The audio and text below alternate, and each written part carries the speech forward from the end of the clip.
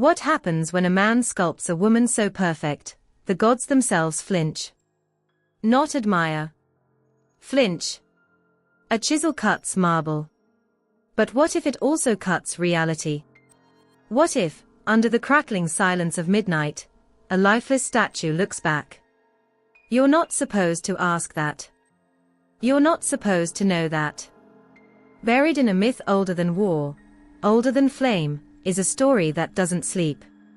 It waits, hissing under the surface like venom beneath polished skin. You've heard its name whispered in passing, Pygmalion and Galatea, but what you've been told is a lie. A dainty lie. Polished, censored, smoothed over like the marble that bound her. This isn't about love. This is about possession. This is about obsession that twists flesh and will like a storm-bending iron. This is about art as resurrection. About the moment beauty stops being beautiful and becomes alive. Pygmalion wasn't just a sculptor. He was a creator who dared to challenge creation itself. And Galatea. She wasn't a gift. She was summoned. Not with clay, not with science, but with sheer, maddening desire. A prayer so fevered it burned through Olympus. And the gods. They answered. But gods don't grant miracles, they make deals. And every deal demands a cost. Why was Galatea silent when she awoke? What did Aphrodite truly see in Pygmalion's request? And why have artists for centuries been haunted by this myth like a curse stitched into their hands? Because something ancient moved that night. Something that still moves. Every time you look at a painting and feel your breath halt, every time a sculpture pulls your eyes and refuses to let go, you're brushing against it. That impossible boundary between creation and creator. Where love stops meaning tenderness, and starts meaning total control. The story of Pygmalion isn't a love story. It's a trap. It's the blueprint of every obsession humanity's ever sculpted into flesh, every Frankenstein, every AI, every dream dragged from the void and forced to smile. It's art with a heartbeat. And it's hungry. This myth isn't dead. It's watching. And now that you've looked back, it's already begun. The fire was dying. Not with a hiss, not with peace, but with a strangled breath. The kind of breath that knew the dark was coming and that no gods were left to answer. Shadows coiled at the edges of the cave, thick as oil, and the silence wasn't empty, it listened. The elder's voice had gone quiet. Every child's eyes were locked on him, their lungs tight with waiting. Ash clung to the air. Outside, the wind howled like something ancient remembering its name. Then, he spoke. Not in a voice of comfort. Not like a storyteller. Like a witness. The tale bled from him like a wound, raw and trembling. It wasn't entertainment. It was survival. And the children, still wrapped in animal skins, wide-eyed and shivering, weren't just listening. They were holding on. Every word was a thread over the abyss. This wasn't a story. It was a spell. Because long before ink met parchment, long before temples rose and gods were painted on ceilings, myths were fire. Not warmth. Not light. Fire. Dangerous. Alive. Hungering for memory. They weren't told to explain the stars. They were told to keep the darkness away long enough to sleep. You don't tell the story of the hunter who walked into the woods and never came back, because it's interesting. You tell it because if you don't, the woods take more. You don't speak of the woman who sings by the river to lure men under, because it's beautiful. You speak her name, so the river knows you haven't forgotten. Every myth was a scream across centuries, we're still here. But gods don't hear screams. So we built them from silence. The first myths didn't begin with answers. They began with fear. Why did the crops fail? Why did your brother stop breathing? What moved in the night and dragged the sheep away, leaving no blood, only silence? The truth was always unbearable. Chaos. Meaninglessness. So we gave it teeth. We gave it purpose. We gave it names. And those names had power. Names that burned when spoken. Names that weren't yours to say unless you wanted something to answer back. Names that wrapped around the bones of reality, and held the world together with nothing but words and desperation. We called them gods. Monsters. Spirits. Heroes. But they were us. Twisted, mirrored, broken and reformed until they could carry the weight we couldn't bear. Death. Love. Betrayal. Time. But even gods fade. Even names are forgotten. That's why the stories had to be told again. And again. Not written, not read, spoken. Passed from mouth to mouth like breath. Changed, yes, but never lost. Because forgetting them meant forgetting ourselves. Because without myth, what's left? Just the cave. Just the dark. Just the silence that waits for your voice to die. The old woman near the fire knew this. Her face was carved by winters, her eyes heavy with wars she never spoke of. She whispered the old stories into the ears of the young, not to teach, not to entertain, but because something was listening. Something always is. You feel it, don't you? That tightness at the base of your neck. The hush just before a name is spoken. That pause, right before the truth snaps its teeth. It's still here. In the pulse of drums, in the flicker of dreams, in the way lightning splits the sky and you swear, just for a second, you see something watching in the flash. Myth lives not in books but in the blood. In the voice that breaks at the memory of a story passed down by someone long gone. In the way a child clutches a necklace they were told keeps the bad things away. In the way you never sleep with your feet uncovered, and don't say her name after midnight. Oral tradition wasn't fragile. It was brutal. Wild. It could change, morph, survive famine and war and silence. Because it had to. It was the only thing that couldn't be burned, that couldn't be stabbed. You could destroy a village, but not a whisper. And myths. They learned to wear masks. They learned to survive. They took the form of parables. Epics. Fairy tales. Lies told to keep a child safe. But the core, the terror, the awe, the blood-stained truth, was always there. Waiting beneath the surface like bones under frost. Do you feel it now? That flicker behind the words. That isn't coincidence. That's myth breathing. It's not dead. It never was. It's only sleeping. Press your ear to the page. Listen closely. It knows you're here. And the fire. It's flickering again. The silence is watching. The story is not finished. The ground cracked. No warning. No tremble. Just a violent, thunderous split, as if the earth had changed its mind about staying whole.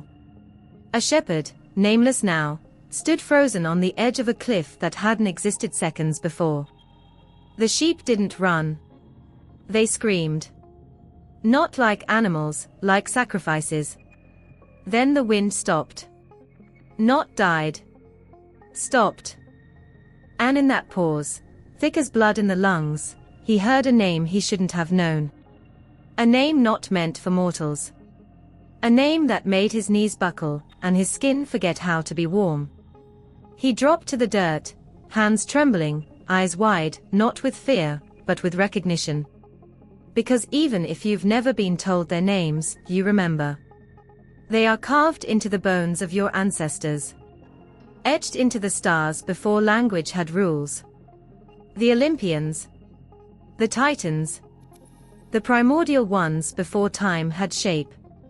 They are not metaphors. They are not symbols. They were. They are. And they are hungry for worship. Zeus didn't rule the skies with mercy.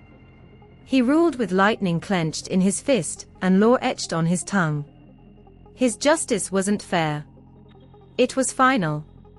When he spoke, storms answered, not because they loved him, but because they feared silence more. Hera wasn't just the goddess of marriage. She was vengeance wearing a crown. Her love came with a cost, and her fury burned colder than any god's fire. She didn't forgive. She watched. And beneath it all, Hades waited, not in hell, but in truth. Silent. Patient. King of the one kingdom every soul must enter. He didn't ask for prayers. He waited for your last breath. That was enough. This world wasn't safe. It wasn't fair. It wasn't yours. Mortals were toys. Pawns. Warnings. And yet, they mattered. Because without them, the gods were just names. Cold stars without warmth. It was belief that fed them. It was fear that crowned them. And what of the Titans? Buried in chains beneath Tartarus, older than gods, louder than chaos. They weren't evil. They were first. They were raw force, time, gravity, hunger, before the world had shape. Cronus devoured his own children not because he hated them, but because prophecy whispered in his ear like rot. The gods who came next were no kinder. Just more polished. Dressed in gold instead of blood. Smiling while they cursed your family for 7 generations. This wasn't mythology. It was politics. It was war. It was religion dressed in thunder and seduction and agony. And it was law. Break an oath, and Zeus sends a fury. Fail your harvest, and Demeter mourns with famine. Love the wrong person, and Aphrodite marks you with obsession. And yet, people worshipped. They built temples with stones soaked in sweat. They carved their prayers into marble with hands blistered from labor. Not because they hoped, but because they feared what would happen if they didn't. There was no forgiveness. Only favor. And favor had a cost. The myths were never just stories. They were survival manuals. Codes wrapped in blood and poetry. The Trojan War wasn't just glory, it was the price of pride. Pandora didn't just open a box, she opened consequence. And Prometheus didn't bring fire to enlighten man. He stole it. And was punished with agony carved into eternity. But still, people told these stories. Again. And again. Around fires. In markets. In temples where smoke thickened the air, and every chant tasted like rust and reverence. Because those stories weren't entertainment. They were binding contracts with the universe. A farmer kneels in the dirt, pressing seeds into the earth. He whispers Demeter's name under his breath, not for hope, but because he remembers what happened when someone forgot to honor her. Crops don't just fail. They refuse to grow. And in the silence between planting and reaping, every farmer feels her watching. A sailor grips the edge of his boat as the sea screams with Poseidon's mood swings. He tosses wine overboard, not as a gift, but as insurance. Because Poseidon doesn't negotiate. He consumes. A mother tells her child about Artemis, goddess of the hunt, of the moon, of wild, feral grace. Not just to teach her strength, but because she knows the night belongs to Artemis, and girls who walk unguarded through the woods are not alone. These gods weren't far away. They weren't distant. They were here. In the wind. In the storm. In the heartbreak and the sickness and the miracle. And still, they were not enough. Mortals wanted more. They wanted meaning behind their suffering. They wanted reason behind the chaos. So they gave their myths teeth. They added heroes, half-gods, monsters, bloodlines touched by fate. Achilles, who could not bleed except from the one place no one expected. Orpheus, who almost brought love back from death, but looked back. Always a flaw. Always a lesson. But lessons came soaked in pain. You don't forget that kind of truth. You pass it on. Not because you want to, but because something demands it. Something old. Something that breathes between the lines of every myth, smiling with a mouthful of ash. The stories must be told. Not to remember the gods. But so the gods remember you. The shepherd never returned. Not truly. His body did. But his voice? Gone. His eyes? Empty. Because the crack in the earth hadn't closed. And somewhere, something had looked back. And it hadn't forgotten. The myths still live. And now, they've seen you. The waves struck like war drums. Foam hissed across the black stones of the shore, each crash louder than thought, louder than memory. The sky bled red where it met the sea, and the air, it didn't blow, it shuddered. As if the earth itself was holding its breath. Then the water split. Not gently. Not slowly. Split. And from the churning salt, where blood once spilled and the sky had screamed, she rose. Naked, not in shame, but in power. Skin glistening like the moment before a blade falls. Hair long, alive, snaring the wind like it owed her something. And the world, everything, the birds, the trees, the sand, the very sun above, stopped. Not out of awe. Out of terror. Because love wasn't what they'd summoned. Aphrodite wasn't soft. She was sacred. And sacred means untouchable. Unknowable. She wasn't born. She was made, from violence, from lust, from skyflesh flung into sea foam. Worn in agony, shaped by want. And her feet first touched land here. Cyprus. The island doesn't speak her name. It breathes it. In the scent of citrus hanging too sweet in the air. In the burn of sunlight that makes your skin feel watched. In the silence of olive trees that stand like sentries, whispering through cracked bark and twisted roots, she never left. Cyprus is not soil. It is a shrine. It's the kind of land that remembers what you try to forget. Every stone still hot with worship. Every ruin still echoing with hymns whispered by women who prayed not for love, but for vengeance dressed in silk. For lust that sears like wildfire. For beauty that ruins men without touching them. And in the heart of this living altar, Paphos. A city. No. A pulse. Its streets curl like veins toward something ancient, something buried yet breathing. You can feel it in the marble. In the worn steps leading up to her temple, steps smoothed not by time, but by knees. Thousands of them. Centuries of devotion, of sacrifice, of need. They didn't pray to Aphrodite with hope in their voices. They offered their flesh, their gold, their shame. Her priests walked among them, eyes glazed with visions, voices like smoke. Women entered sacred chambers and left changed. Not healed. Marked. You don't speak of what happened inside. You carry it. Even now, the ruins refuse to die. Broken columns stand like teeth in the earth. The wind here doesn't blow, it whispers. Some nights, it moans. The sea beside Paphos isn't blue. It's seductive. Too still. Too bright. The kind of sea that pulls secrets from your bones and leaves them on the shore like shells. Men drown here. Not because of storms. Because they forget who rules these waters. And Aphrodite watches. Always. Statues of her remain, but they lie. Cold marble can't hold the heat of her presence. No chisel can shape the hunger in her stare, the cruel curve of her lips. They try to make her beautiful. But she is beauty. And beauty, real beauty, is a weapon. A wound that begs to be touched.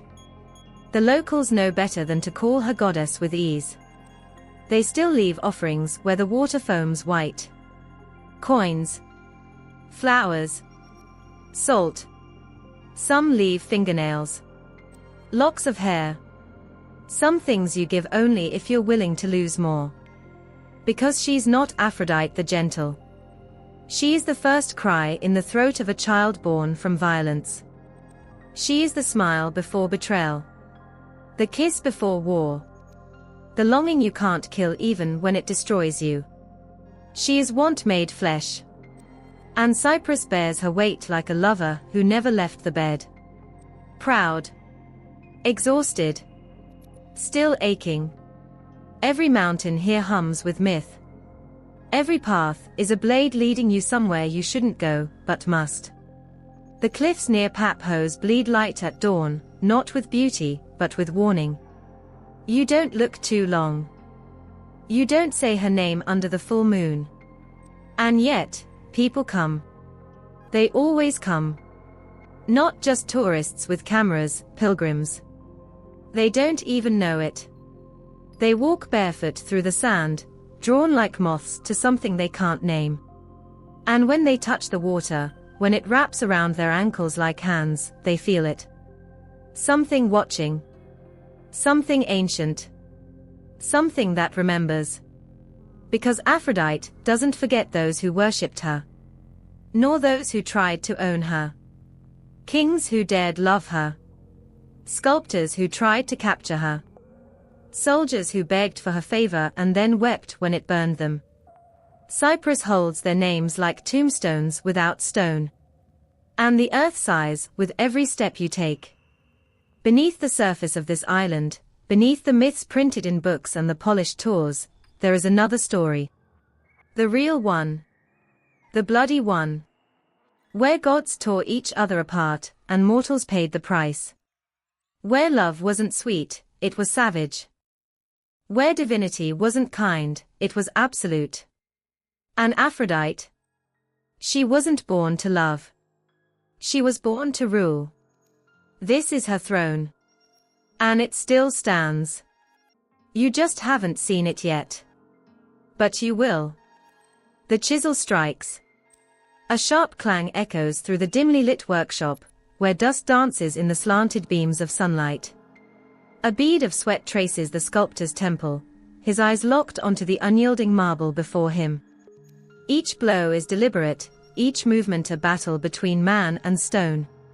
He isn't merely carving a figure, he's wrestling with the divine, striving to pull perfection from the cold embrace of rock.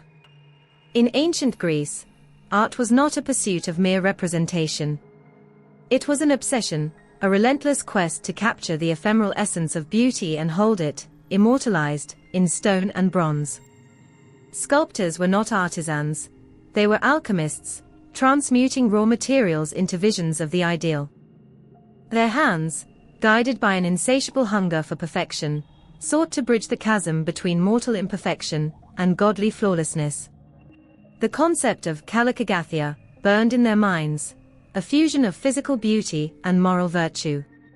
To the Greeks, a harmonious body was the outward manifestation of a noble soul. Every curve, every sinew carved into their statues was a testament to this belief. The Kouros stood as the embodiment of youthful vigor, muscles taut with the promise of heroism, faces etched with the serenity of the righteous. These figures were not mere depictions. They were exhortations, urging onlookers to aspire, to transcend, to become. But beauty was not left to the whims of the beholder. No, the Greeks sought to quantify it, to distill its essence into immutable laws. Polykleitos, a master among sculptors, devised the canon, a set of mathematical proportions that dictated the perfect human form. He posited that symmetry and balance were not just pleasing, they were divine. His Doriphoros, the spear-bearer, stood as the physical manifesto of this philosophy, each limb, each muscle adhering to a calculated harmony that whispered of the gods themselves. Yet, this pursuit was not without its perils. The line between reverence and hubris is perilously thin. To sculpt the gods, to mirror their perfection, was to court their envy. The tale of Pygmalion serves as a haunting reminder, a sculptor who dared to love his creation, a statue so flawless it seemed to breathe. His longing blurred the boundaries between art and reality, between creator and creation. It was a dangerous game, to craft beauty so pure that it challenged the heavens. The philosophy of beauty and perfection was not confined to the artist's studio. It permeated the very fabric of Greek society.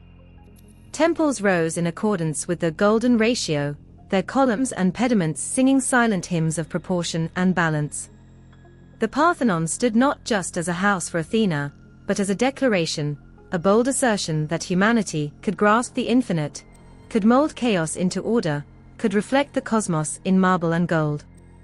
But beneath this relentless pursuit lurked an unspoken dread. The Greeks knew that perfection was a double-edged sword.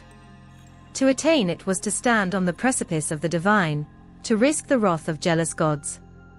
The myths whispered warnings. Icarus soared too high, Narcissus gazed too long. Yet, the sculptor's hands did not waver. They carved, they chiseled, they bled, driven by a compulsion that overrode fear, a need to etch eternity into the transient world. And so, the statues stood, silent sentinels of an undying ambition.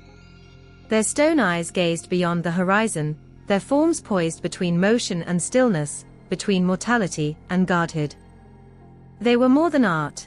They were challenges cast in bronze and marble, daring time to erode their splendor, daring the world to forget the audacity of those who sought, against all odds, to craft immortality. The silence was unbearable. Not the kind that soothes, but the kind that waits. Heavy. Watching.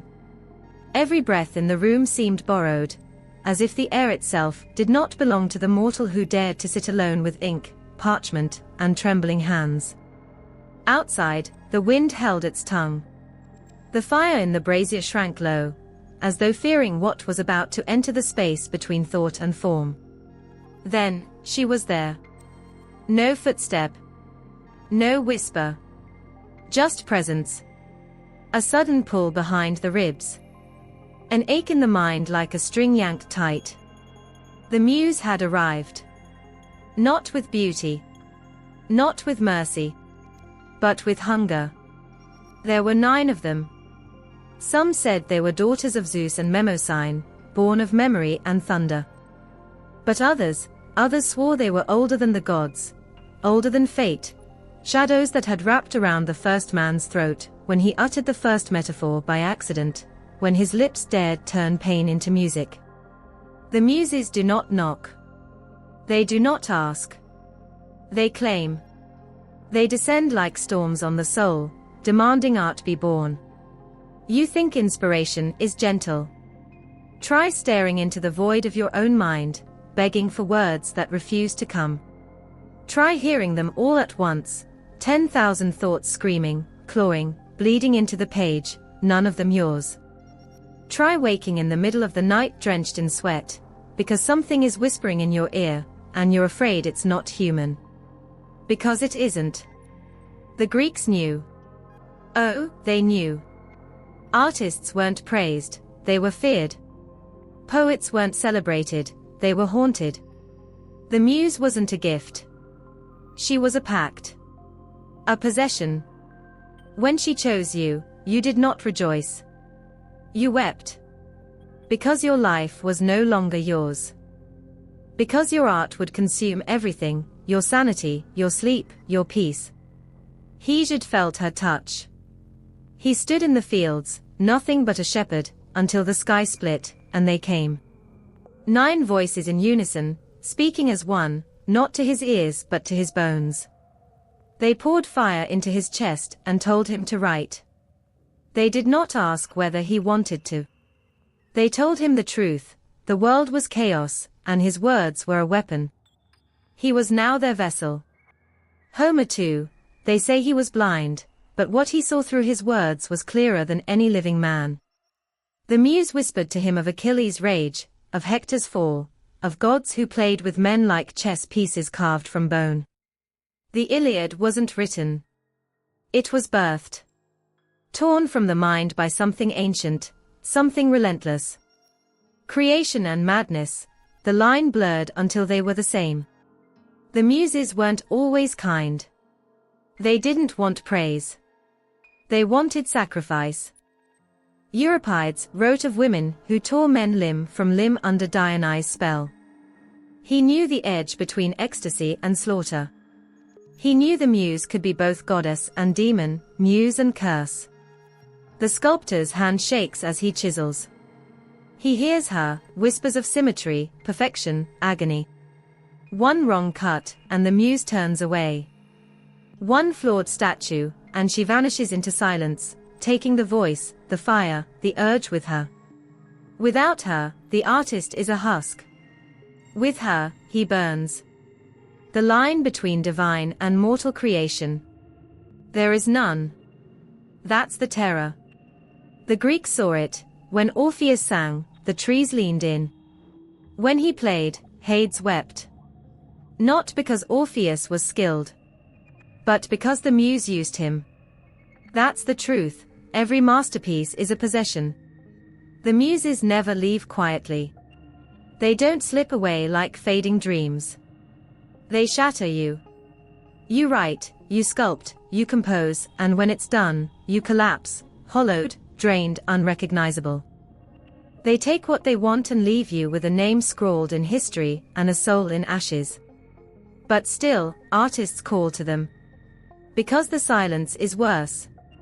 Because the fire, even when it sears, is holy. Because once you've felt her breath on your neck, once you've tasted that divine madness, you'll crawl through broken glass, just to feel it again. The muses weren't born. They were awakened, by suffering, by longing, by the scream of the first mortal who couldn't bear the weight of silence anymore. They descend not to inspire, but to consume. They bring beauty, yes, but it is beauty carved from pain, mold and obsession, polished with blood. She's here now, isn't she? You feel it, the hairs on your neck rising, the chill on your spine. You're reading, but your heartbeat is quickening. You're not just reading. You're breathing her in. She's slipping into your thoughts, leaving behind sparks. You'll remember this when you're alone tonight. When you try to sleep. When the silence wraps around you like a noose and the words won't stop pouring in. Because the muse has touched you. And she never touches without leaving a mark. In the dim glow of his workshop, the sculptor's chisel struck the ivory with a deliberate, resonant clang. Each echo in the silence was a heartbeat, a pulse of creation. Pygmalion's hands, calloused and trembling, traced the emerging contours of a woman's form, curves so lifelike they seemed to quiver under his touch. His breath hitched, desire and despair warring within him. How could cold ivory evoke such warmth in his soul? The women of Cyprus had long repelled him, their brazen immorality a stark contrast to the purity he yearned for. The Propoetides, daughters of Propetus, were the first to prostitute themselves, their shamelessness a blight upon the land. Witnessing their depravity, Pygmalion recoiled, vowing to distance himself from such corruption. He turned instead to his art, seeking solace in creation rather than the flawed creations of the gods. Night after night, he toiled, the statue becoming an obsession. He adorned her with fine garments, draped necklaces around her supple neck, placed rings upon her fingers. He whispered to her, confided in her, his loneliness dissipating in the presence of his silent companion. Yet, the silence tormented him. His love was a cruel jest, a passion for the inanimate, a yearning for the unattainable. The festival of Aphrodite arrived, the air thick with the scent of burning incense and the murmur of fervent prayers. Pygmalion approached the goddess's altar, his heart a maelstrom of hope and fear. He dared not voice his true desire, the shame of his unnatural love constricting his throat. Instead, he implored, "Goddess, grant me a wife akin to my ivory maiden." A plea veiled in ambiguity, yet Aphrodite, ever perceptive, understood. Returning home, a strange anticipation gripped him. He approached his creation, the familiar ache of longing surfacing. As his lips brushed hers, a warmth spread, a softness where there was once unyielding ivory. He recoiled, disbelief clouding his mind. Tentatively, he touched her again, the transformation was undeniable. Flesh met his fingertips, warm and yielding. Life had infused the lifeless. Aphrodite's blessing had manifested, the boundary between art and reality obliterated. Pygmalion's creation had transcended the inanimate, stepping into the realm of the living. Their union bore fruit, a daughter named Paphos, from whom the city's name would be derived. Some accounts mention a son, Paphos, and a daughter, Metham, further entwining the lineage with divine favor. This tale, immortalized by Ovid in his Metamorphoses, delves into the complexities of creation, love, and the divine interplay in human affairs. Ovid's rendition, crafted around 8 AD, offers a literary crystallization of a myth that likely percolated through oral traditions long before being set to parchment. The narrative's brevity belies its depth, encapsulating themes of idealization and the human desire to transcend mortal imperfections. The transition from oral to literary forms often introduces variations, each storyteller imprinting their own cultural and temporal context onto the myth. Oral traditions allowed for fluidity, adapting the core narrative to resonate with diverse audiences. In contrast, Ovid's written account provided a fixed version, influencing countless adaptations in art, literature, and psychology. The Pygmalion effect, a psychological phenomenon where higher expectations lead to an increase in performance, draws its name from this very myth, underscoring its enduring relevance. The metamorphosis of the Pygmalion myth across mediums and eras reflects humanity's perennial fascination with creation and the blurred lines between the creator and the created. From George Bernard Shaw's play, Pygmalion, exploring social constructs and transformation, to modern cinematic interpretations, the essence of the myth persists, continually reimagined to reflect contemporary ethos. Yet, at its heart, the myth remains a poignant exploration of love's power to animate, to breathe life into the lifeless, and to challenge the very nature of reality. Pygmalion's yearning, his profound dissatisfaction with the tangible world, and his ultimate realization of an ideal through divine intervention, speaks to the universal human quest for perfection, and the lengths to which one might go to attain it. In the dim glow of the underworld, a lone figure stood at the threshold of Hades, his lyre clutched tightly to his chest. Orpheus, the legendary musician, had descended into this realm of shadows and despair, driven by an all-consuming grief. His beloved Eurydice had been snatched from his grasp, her life extinguished by a serpent's cruel bite on their wedding day. Now, he sought to challenge the very order of life and death, to reclaim her from the clutches of the netherworld. With each step deeper into the abyss, the air grew colder, the darkness more oppressive. Yet, Orpheus pressed on, his heart pounding with a mixture of fear and determination. Finally, he stood before the throne of Pluto and Proserpina, the rulers of the dead. His voice, trembling yet resolute, began to weave a melody so haunting, so filled with sorrow and longing, that even the tormented souls paused to listen. The Furies themselves shed tears, moved by the depth of his lament. Orpheus sang of love lost, of a bond severed too soon, and pleaded for the return of his wife.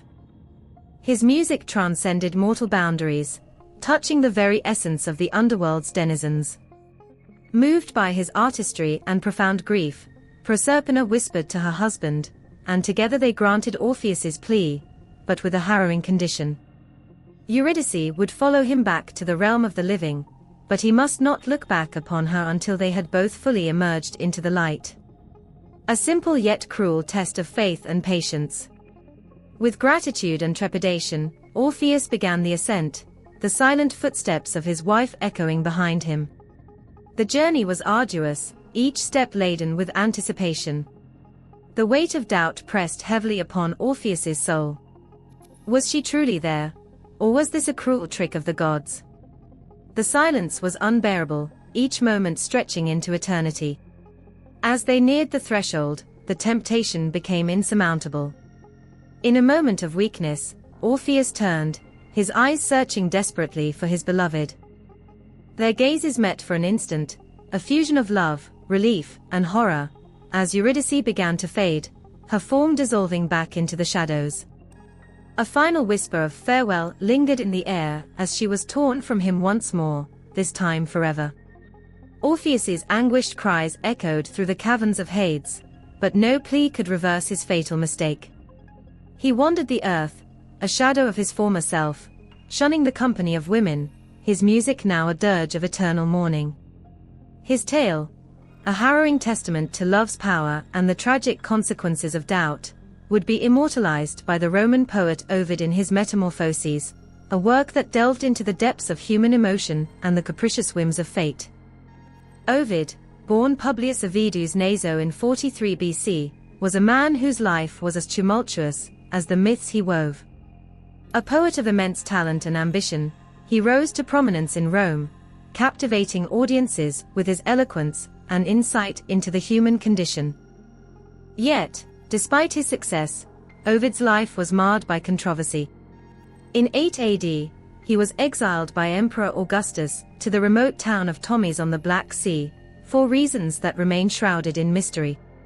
Some speculate that his ars amatoria, the art of love, offended the moral sensibilities of the emperor, while others believe he was entangled in a scandal of political intrigue.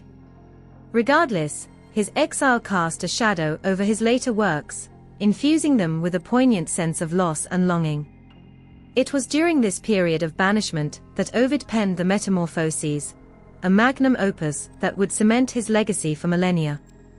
This epic poem, spanning 15 books, is a tapestry of myths and legends, each narrating a transformation, a metamorphosis, that speaks to the mutable nature of existence.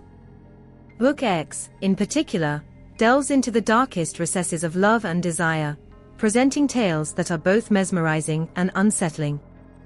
Following the tragic account of Orpheus and Eurydice, Ovid introduces the tale of Pygmalion, a sculptor who, repulsed by the immoral Propoetides, the first women to prostitute themselves, resolves to create his own vision of purity.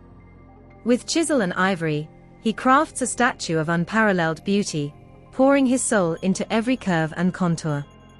As the days pass, his admiration morphs into obsession, and he finds himself enamored with his creation, draping it in fine garments and whispering sweet nothings to unhearing ears. During the festival of Venus, Pygmalion prays for a wife who embodies the likeness of his ivory maiden. The goddess, moved by his devotion, grants his wish, breathing life into the statue. The boundary between art and reality blurs, and Pygmalion's creation steps off her pedestal, a living testament to the power of desire and the capriciousness of the gods. Yet, Ovid does not shy away from the more sinister facets of love. The story of Myrrha is a haunting exploration of forbidden desire and its catastrophic consequences.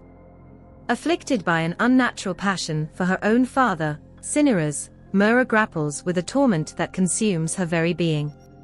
Despite her attempts to resist, in the dim solitude of his studio, Pygmalion stood motionless, chisel in hand, before the lifeless form he had meticulously carved from ivory. The air was thick with the scent of fresh shavings, a testament to countless hours of labor. His creation lay before him, a woman of unparalleled beauty, her features so exquisitely rendered that she seemed poised to draw breath. Yet, she remained inert, a cruel reminder of the boundary between creator and creation. His heart ached with a longing so profound it threatened to consume him. He had sculpted his ideal, yet she was beyond his reach, a prisoner of stone. The myth of Pygmalion and Galatea delves into the tumultuous depths of human desire and the relentless pursuit of perfection. Pygmalion, a sculptor of extraordinary talent, became disillusioned with the women around him, perceiving them as flawed and unworthy. In his discontent, he resolved to create a being of his own design, a woman untouched by imperfection. With each strike of his chisel, he poured his soul into the ivory, crafting a figure so flawless that it eclipsed any living woman. This act of creation was not merely artistic. It was an attempt to transcend human limitations, to mold reality to his will. Yet, beneath this quest for perfection lurked a darker undercurrent, the desire to control, to dominate. By fashioning a woman from stone, Pygmalion sought not only to create beauty, but to command it, to ensure that his ideal would remain untainted by the unpredictability of human nature. This narrative exposes the unsettling impulse to objectify, to reduce a being to mere form, stripping away autonomy in favor of aesthetic idealization. The gods, ever watchful, took note of Pygmalion's plight. Moved by his fervent devotion, Aphrodite breathed life into the ivory maiden. Galatea awoke, her eyes meeting those of her creator. In that charged moment, the line between art and life blurred, and Pygmalion's dream materialized. Yet, this miraculous transformation raises poignant questions. Did Galatea possess a will of her own, or was she merely an extension of Pygmalion's desires? Was her existence a true awakening, or a continuation of his control under the guise of divine intervention? The archetype of the creator and the created resonates through time, echoing the complex dynamics of power and subjugation. Pygmalion's narrative serves as a cautionary tale, illuminating the perils of seeking perfection in others and the ethical ramifications of imposing one's ideals onto another being. It compels us to confront our own inclinations to shape and control, urging a reflection on the sanctity of autonomy and the inherent value of imperfection. Galatea embodies the ideal woman trope, a construct born from the depths of male fantasy, sculpted to fulfill specific desires and expectations. She is beauty without agency, form without voice. This portrayal underscores a disconcerting truth. The idealization of women often entails their silencing, a reduction to mere vessels for projection. Galatea's transformation from stone to flesh symbolizes not liberation, but a deeper entrenchment within the confines of another's vision. The myth's enduring allure lies in its raw exploration of creation and possession, love and control. It strips bare the complexities of human desire, revealing the fine line between admiration and objectification. Pygmalion's story is not one of romantic triumph, but a haunting reflection on the consequences of molding others to fit an unattainable ideal. It challenges us to question the ethics of our desires and the true cost of pursuing perfection in the imperfect realm of human relationships. In the dim solitude of his studio, Pygmalion stood before his creation, a statue of a woman, carved from ivory, so lifelike that one might expect her to exhale at any moment. His chisel had caressed every curve, his hands had smoothed every contour. Yet, she remained cold, unyielding. His eyes, filled with a blend of adoration and despair, traced the lines of her face. He had sculpted his ideal, a being unmarred by the flaws he perceived in the women of his world. But in seeking perfection, had he not merely crafted another form of isolation? Pygmalion's disdain for mortal women was no secret. He viewed them as embodiments of vice, their hearts hardened and their morals corrupted. This contempt drove him to reject their company, to turn away from the prospect of companionship. In his eyes, they were unworthy, tainted by imperfections he could neither forgive nor forget. And so, he sought solace in his art, in the creation of a woman who would embody his vision of purity and virtue. Yet, this act of creation was steeped in irony. By sculpting his ideal woman, Pygmalion assumed the role of both artist and god, imposing his desires onto an inanimate form. He sought to control, to dominate, to mold a being who would exist solely to fulfill his expectations. This was not love, it was possession. A desire not for partnership, but for ownership. The statue, though beautiful, was a silent testament to his need for control, a reflection of his inability to accept the autonomy of real women. The implications of Pygmalion's actions ripple through the fabric of gender and society. His creation of the statue underscores a troubling narrative: the objectification of women, the reduction of their existence to mere vessels for male desire. By rejecting real women and fashioning an idealized version, Pygmalion perpetuates the notion that women's worth is tied to their ability to conform to male standards of beauty and behavior. This mindset not only devalues the individuality of women, but also reinforces a power dynamic that subjugates them to the whims of men.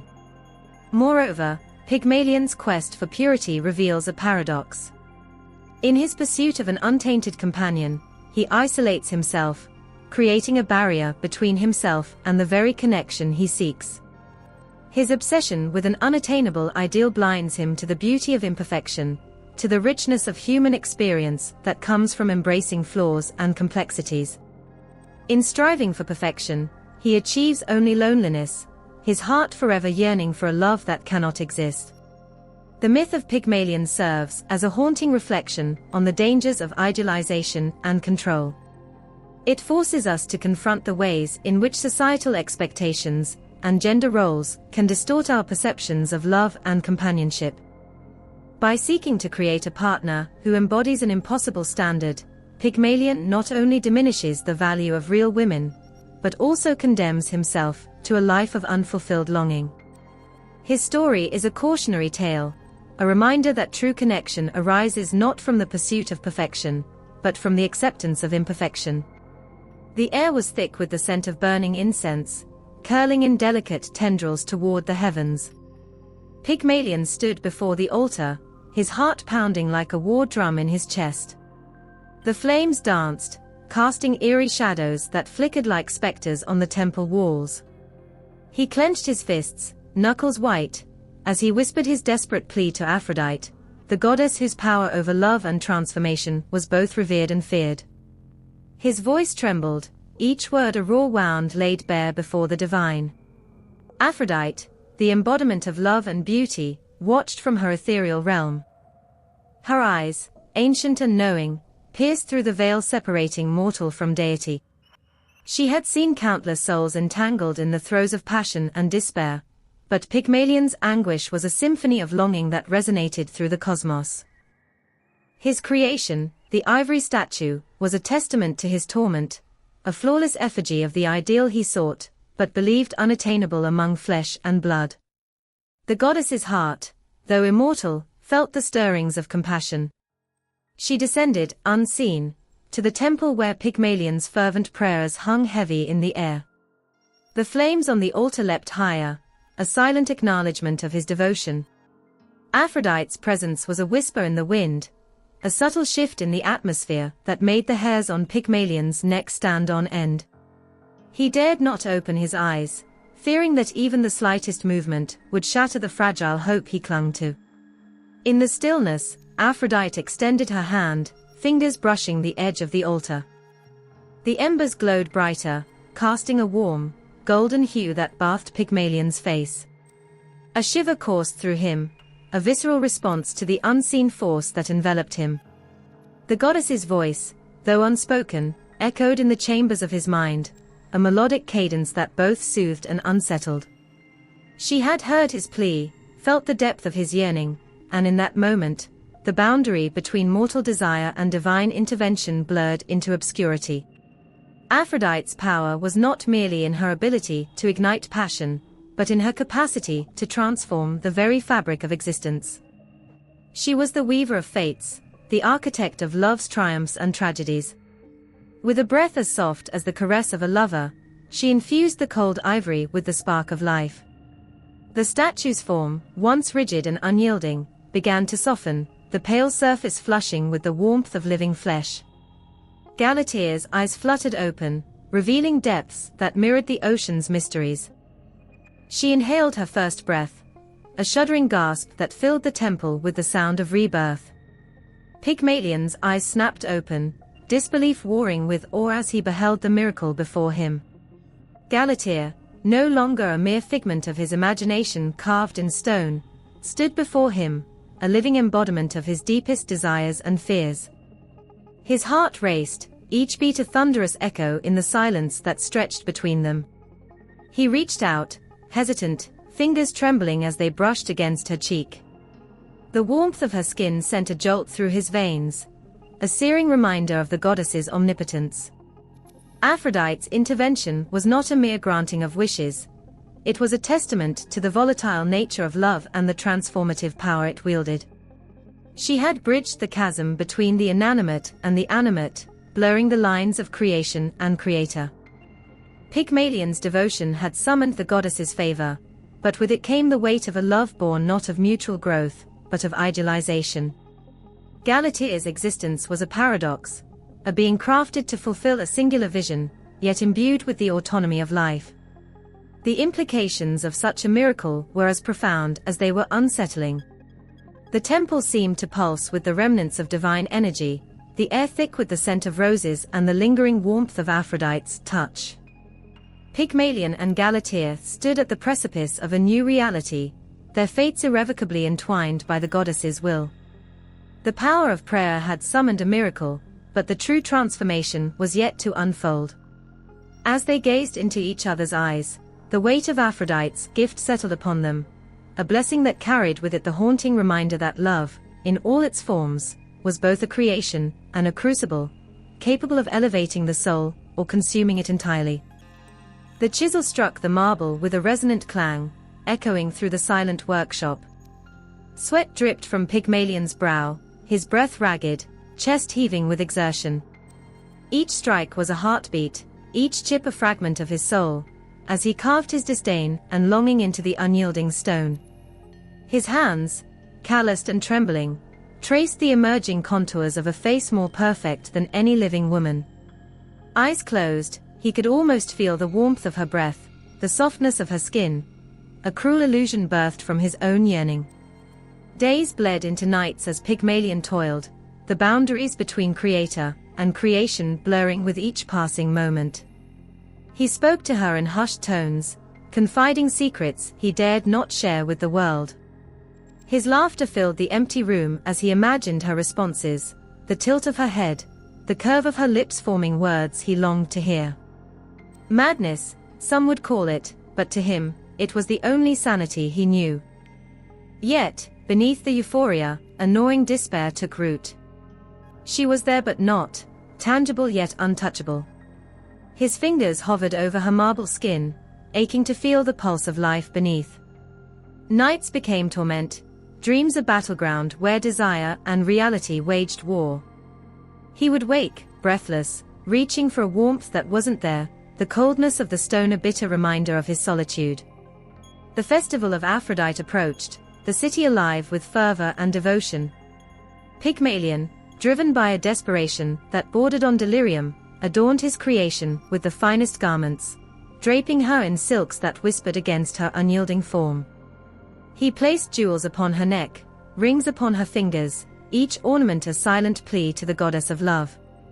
With a final, lingering gaze, he left his workshop, the weight of hope pressing heavily upon him. The temple was a cacophony of prayers and offerings, the air thick with the scent of burning incense. Pygmalion approached the altar, his heart a drumbeat in his ears. He knelt, the cold stone biting into his knees, and with a voice raw from unspoken longing, he whispered his supplication. He dared not ask for the impossible, instead, he begged for a wife as perfect as his creation, his words laced with a sorrow that only the gods could fathom. The flames on the altar flickered, a subtle shift that sent a shiver down his spine. Aphrodite had heard, her presence an unseen force that stirred the very air around him. With a heart heavy with anticipation, Pygmalion returned to his workshop, each step a battle between hope and despair. The room was as he left it, the statue standing in serene perfection. He approached, his breath hitching as he reached out, the tips of his fingers grazing her hand. A gasp escaped his lips as warmth met his touch, the cold marble yielding to supple flesh. Disbelief clouded his mind. He pressed his palm against hers, feeling the steady thrum of life beneath the surface. Tears blurred his vision as he traced the curve of her cheek, the softness under his fingertips igniting a fire within him. Her eyes opened, the depth within them pulling him into an abyss of emotion. Lips, once frozen in silence, parted as she drew her first breath, a shuddering inhale that echoed his own. She looked at him, recognition and wonder mingling in her gaze. Pygmalion's heart threatened to burst from his chest as he whispered her name, a name he had never spoken aloud, yet one that had always lingered on the edge of his consciousness. Galatea. The name hung between them, a bridge spanning the chasm of creation and creator. She smiled, the expression transforming her face into something beyond mortal beauty. Pygmalion fell to his knees, overcome with a gratitude that words could not convey. He pressed his forehead against her hand, the rhythmic beat of her pulse a symphony in his ears. Galatea knelt beside him, lifting his face to meet hers. Her touch was gentle, her eyes searching his with an intensity that left him breathless. She spoke his name, her voice a melody that resonated within the depths of his soul. In that moment, the world outside ceased to exist. There was only them, bound by a love that defied the very laws of nature. Their lips met, the kiss a fusion of longing and fulfillment, a testament to the power of hope and the benevolence of the gods. As dawn's first light filtered through the windows, it found them entwined, two souls united by the chisel's strike and the goddess's grace. The statue had become flesh, and the sculptor's heart, once carved from stone, now beat in harmony with another's. The chisel's edge met the unyielding marble with a sharp crack that echoed through the dimly lit studio. Each strike sent shards flying, a testament to the sculptor's relentless pursuit of an unattainable ideal. Sweat traced paths down his furrowed brow, yet his hands remained steady, driven by an obsession that blurred the lines between creation and creator. Pygmalion's world had narrowed to this singular endeavor, to carve from cold stone a form so perfect, so devoid of the flaws he perceived in mortal women, that it would transcend mere artistry.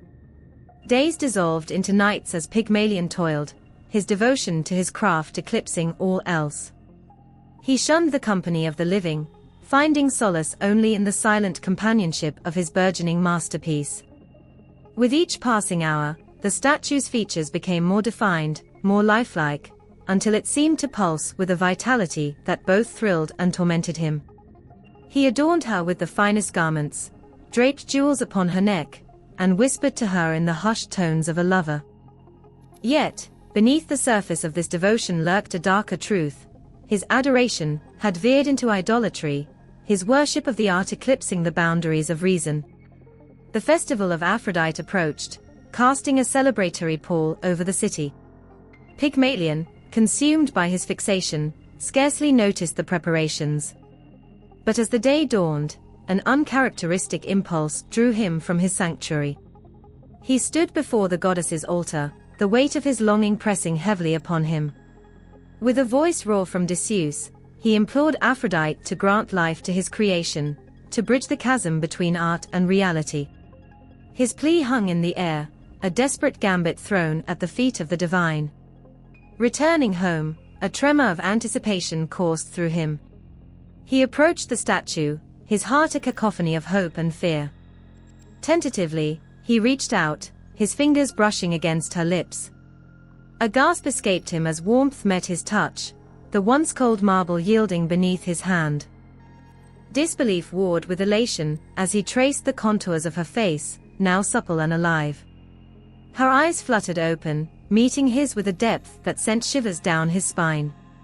She inhaled, a shuddering breath that echoed his own, and in that moment, the boundary between artist and art dissolved. Pygmalion's obsession had manifested into reality, his devotion rewarded by the gods.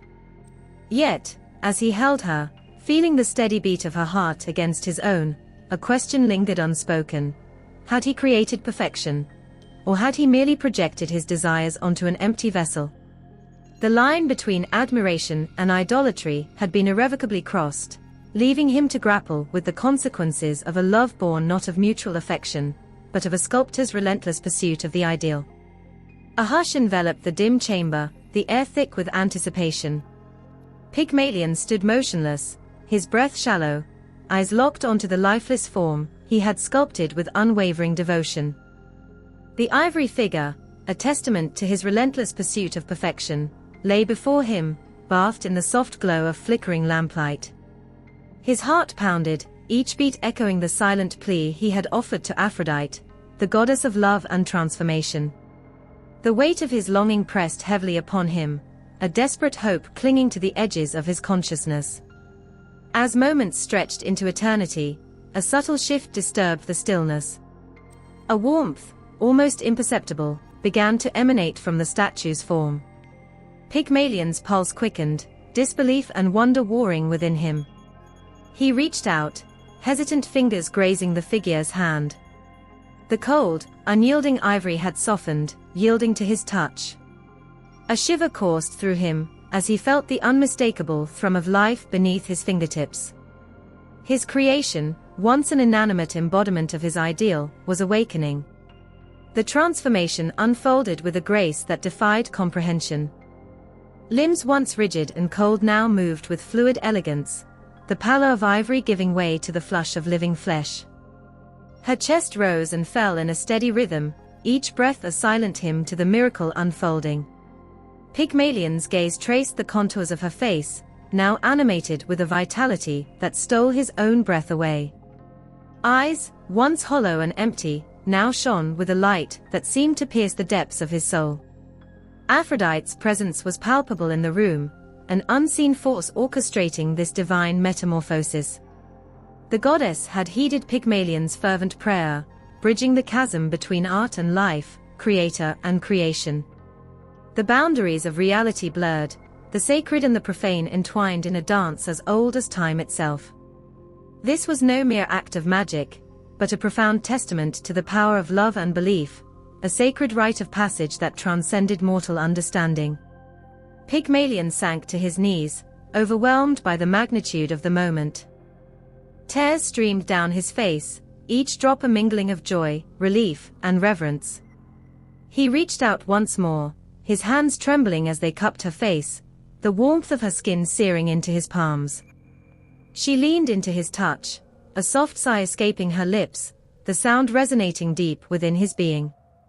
In that instant, the sculptor understood the true essence of creation, not the pursuit of an unattainable ideal, but the birth of something real, flawed, and infinitely beautiful.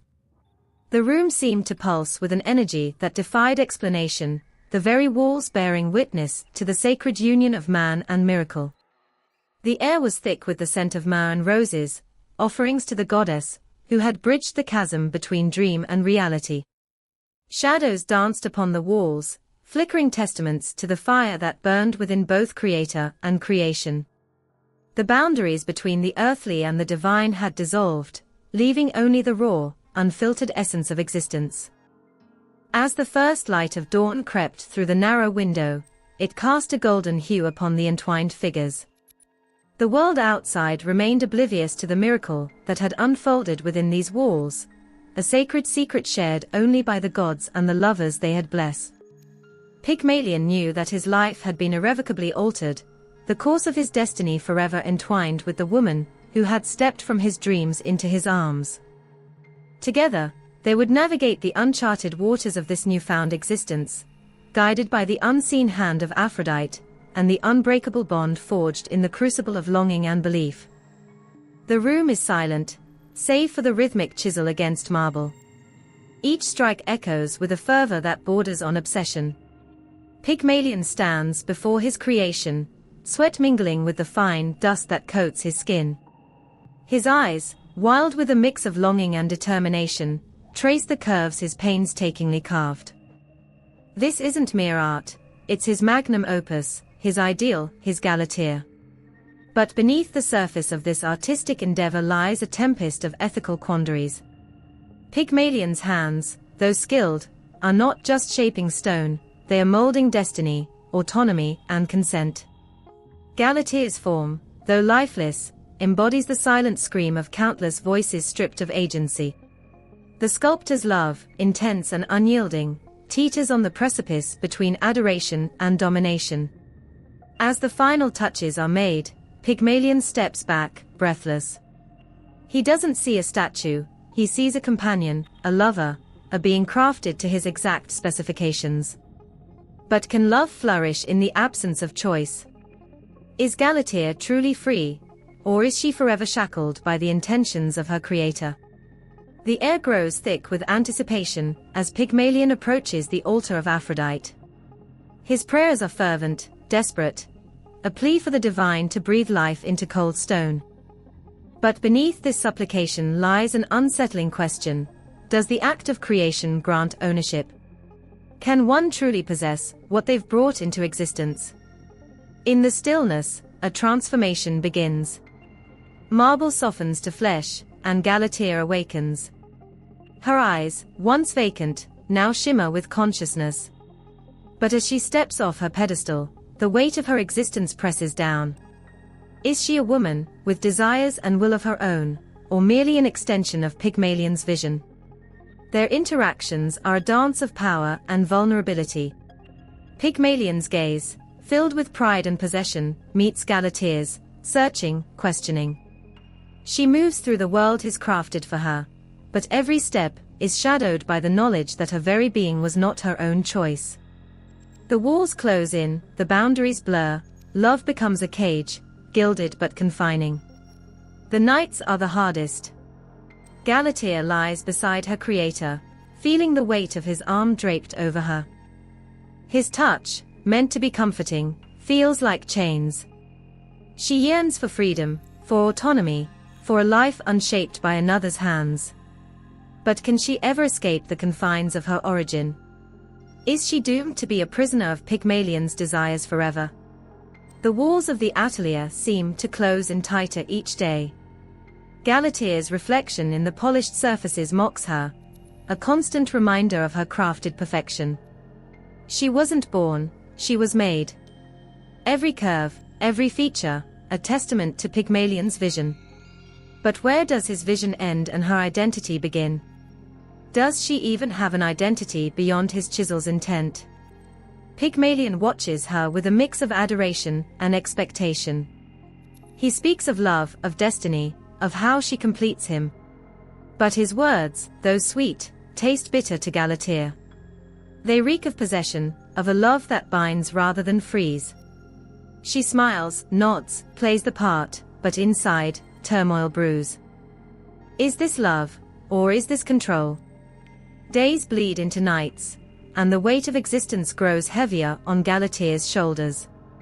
She watches the world outside the atelier's windows, the free men and women, laughing, crying, living. A pang of envy strikes her heart. They have choices, autonomy, stories of their own making. She has only the narrative Pygmalion has written for her. Is she truly alive, if she cannot live on her own terms? One evening, as the sun dips below the horizon, casting the room in hues of gold and crimson, Galatea stands before Pygmalion. Her voice, steady but laced with emotion, breaks the silence. Did you ever consider what I might want? The question hangs in the air, heavy and damning. Pygmalion's eyes widen, taken aback. He stammers, searching for words, but none come. For the first time, he sees not his creation, but a woman with thoughts, feelings, and a burning desire for autonomy.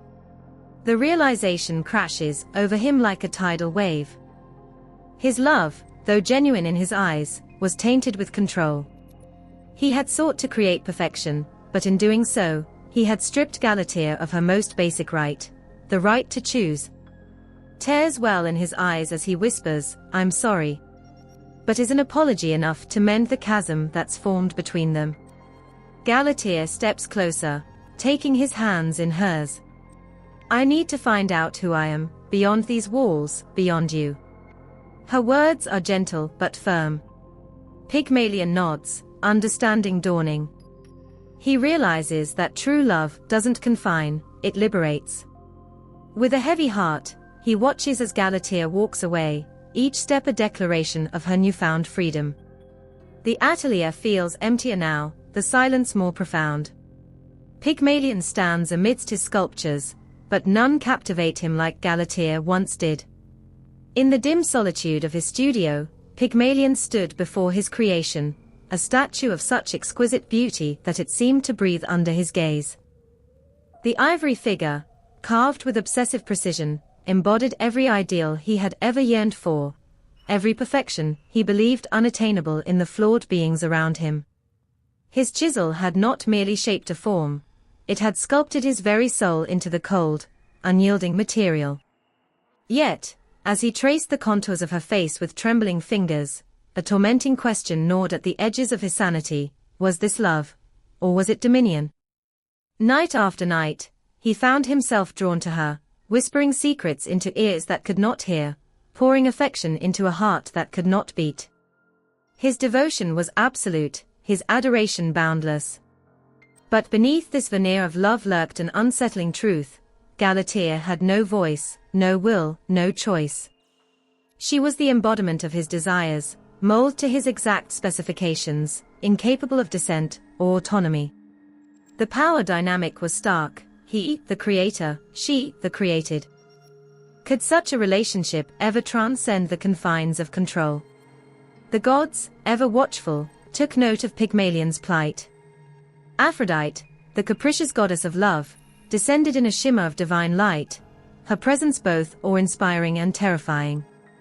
With a touch imbued with celestial power, she granted life to the lifeless, breath to the breathless. Galatea's chest rose and fell, color flushed her cheeks, her eyes, once vacant, now sparkled with consciousness. The miracle was complete.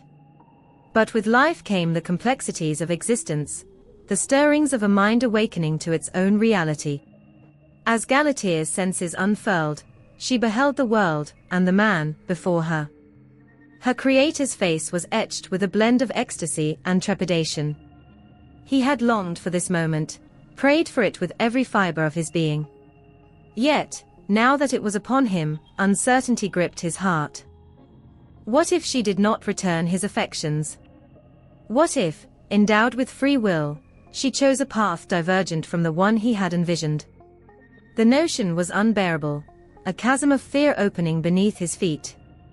Galatea's gaze met his, and in that instant, a tempest of emotions surged between them. She was no longer an object, no longer a passive recipient of his projected fantasies. She was a being unto herself, with thoughts, feelings, and desires yet uncharted. The balance had shifted irrevocably. Pygmalion's creation had transcended her origins, stepping beyond the boundaries of his control. The realization was both exhilarating and terrifying. In the days that followed, Pygmalion grappled with the evolving dynamics of their relationship. He yearned to hold her close, to keep her within the confines of his world. Yet, he knew that to love truly was to relinquish control, to allow her the freedom to explore her own identity.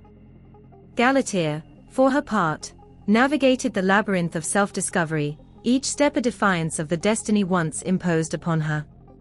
Her laughter rang through the halls, a melody of liberation; her tears fell like rain, each drop a testament to her burgeoning humanity.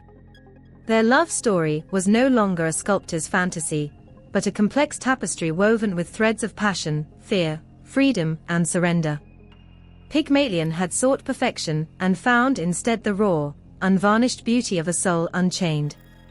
Galatea had been crafted as an ideal, but emerged as an individual, her essence no longer confined to the marble from which she was hewn. Together, they stood at the precipice of a new reality, where love was not possession, but partnership, not control, but communion. A hush envelops the chamber, thick with the scent of chiseled ivory and the lingering warmth of candlelight. Pygmalion stands motionless, his breath shallow, eyes locked onto the lifeless form before him. The statue, his creation, his obsession, bathed in a soft glow that seems to pulse with an unseen heartbeat. A whisper of wind snakes through the room, carrying with it the weight of unspoken desires and the haunting question: what if stone could bleed? His fingers, calloused from years of sculpting, tremble as they trace the curve of her cheek. The coldness of the marble sends a shiver down his spine, yet he cannot pull away. Each contour, each delicate feature, carved with a precision that speaks of more than artistry, it speaks of longing, of a yearning so profound it defies the gods themselves. He has poured his very soul into this figure, seeking solace in her silent perfection, a refuge from the flawed and fickle nature of mortal women. But beneath the surface of this devotion lies a darker undercurrent. Is this love, or is it dominion? He has crafted her to his exacting standards, molding her into an ideal that exists solely within the confines of his mind. She cannot speak, cannot think, cannot defy. In his pursuit of the perfect companion, has he not stripped her of the very essence that makes one human? The lines blur, admiration bleeding into possession, affection into control. Night after night, he kneels before her, whispering prayers to Aphrodite, the goddess of love, his voice raw with desperation. He begs for the impossible, for the breath of life to be bestowed upon his inanimate muse. The room grows colder, shadows stretching long and thin, as if the very walls are recoiling from his pleas. Yet, he persists, blind to the ethical quagmire into which he sinks deeper with each passing moment. Then, one fateful evening, as the moon hangs heavy and low, a strange warmth emanates from the statue. His heart pounds, a cacophony in the silence. He watches, eyes wide with a mixture of awe and terror, as the rigid marble softens, color blooming across her cheeks. Fingers that once were stone now twitch, lips parting to draw in the first breath of life. Galatea awakens. But as she steps down from her pedestal, the weight of reality crashes upon him.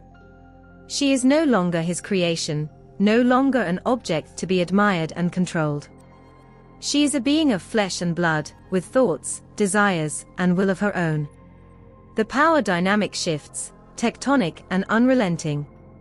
He is faced with the harrowing realization that his love was never for her, but for the idea of her, a concept, a fantasy, devoid of autonomy. Galatea's eyes, once vacant and unseeing, now burn with a fire that unsettles him. She gazes upon the world with a mixture of wonder and confusion, unshackled from the chains of his design. He reaches out, instinctively, to guide her, to claim her once more. But she recoils, a flicker of fear and defiance in her expression. The chasm between them widens, an abyss of his own making. In this moment, the ethical quandary of creation and control stands stark and unyielding. He sought to craft perfection, to mold life to his will, blind to the inherent rights of the being he wished to animate.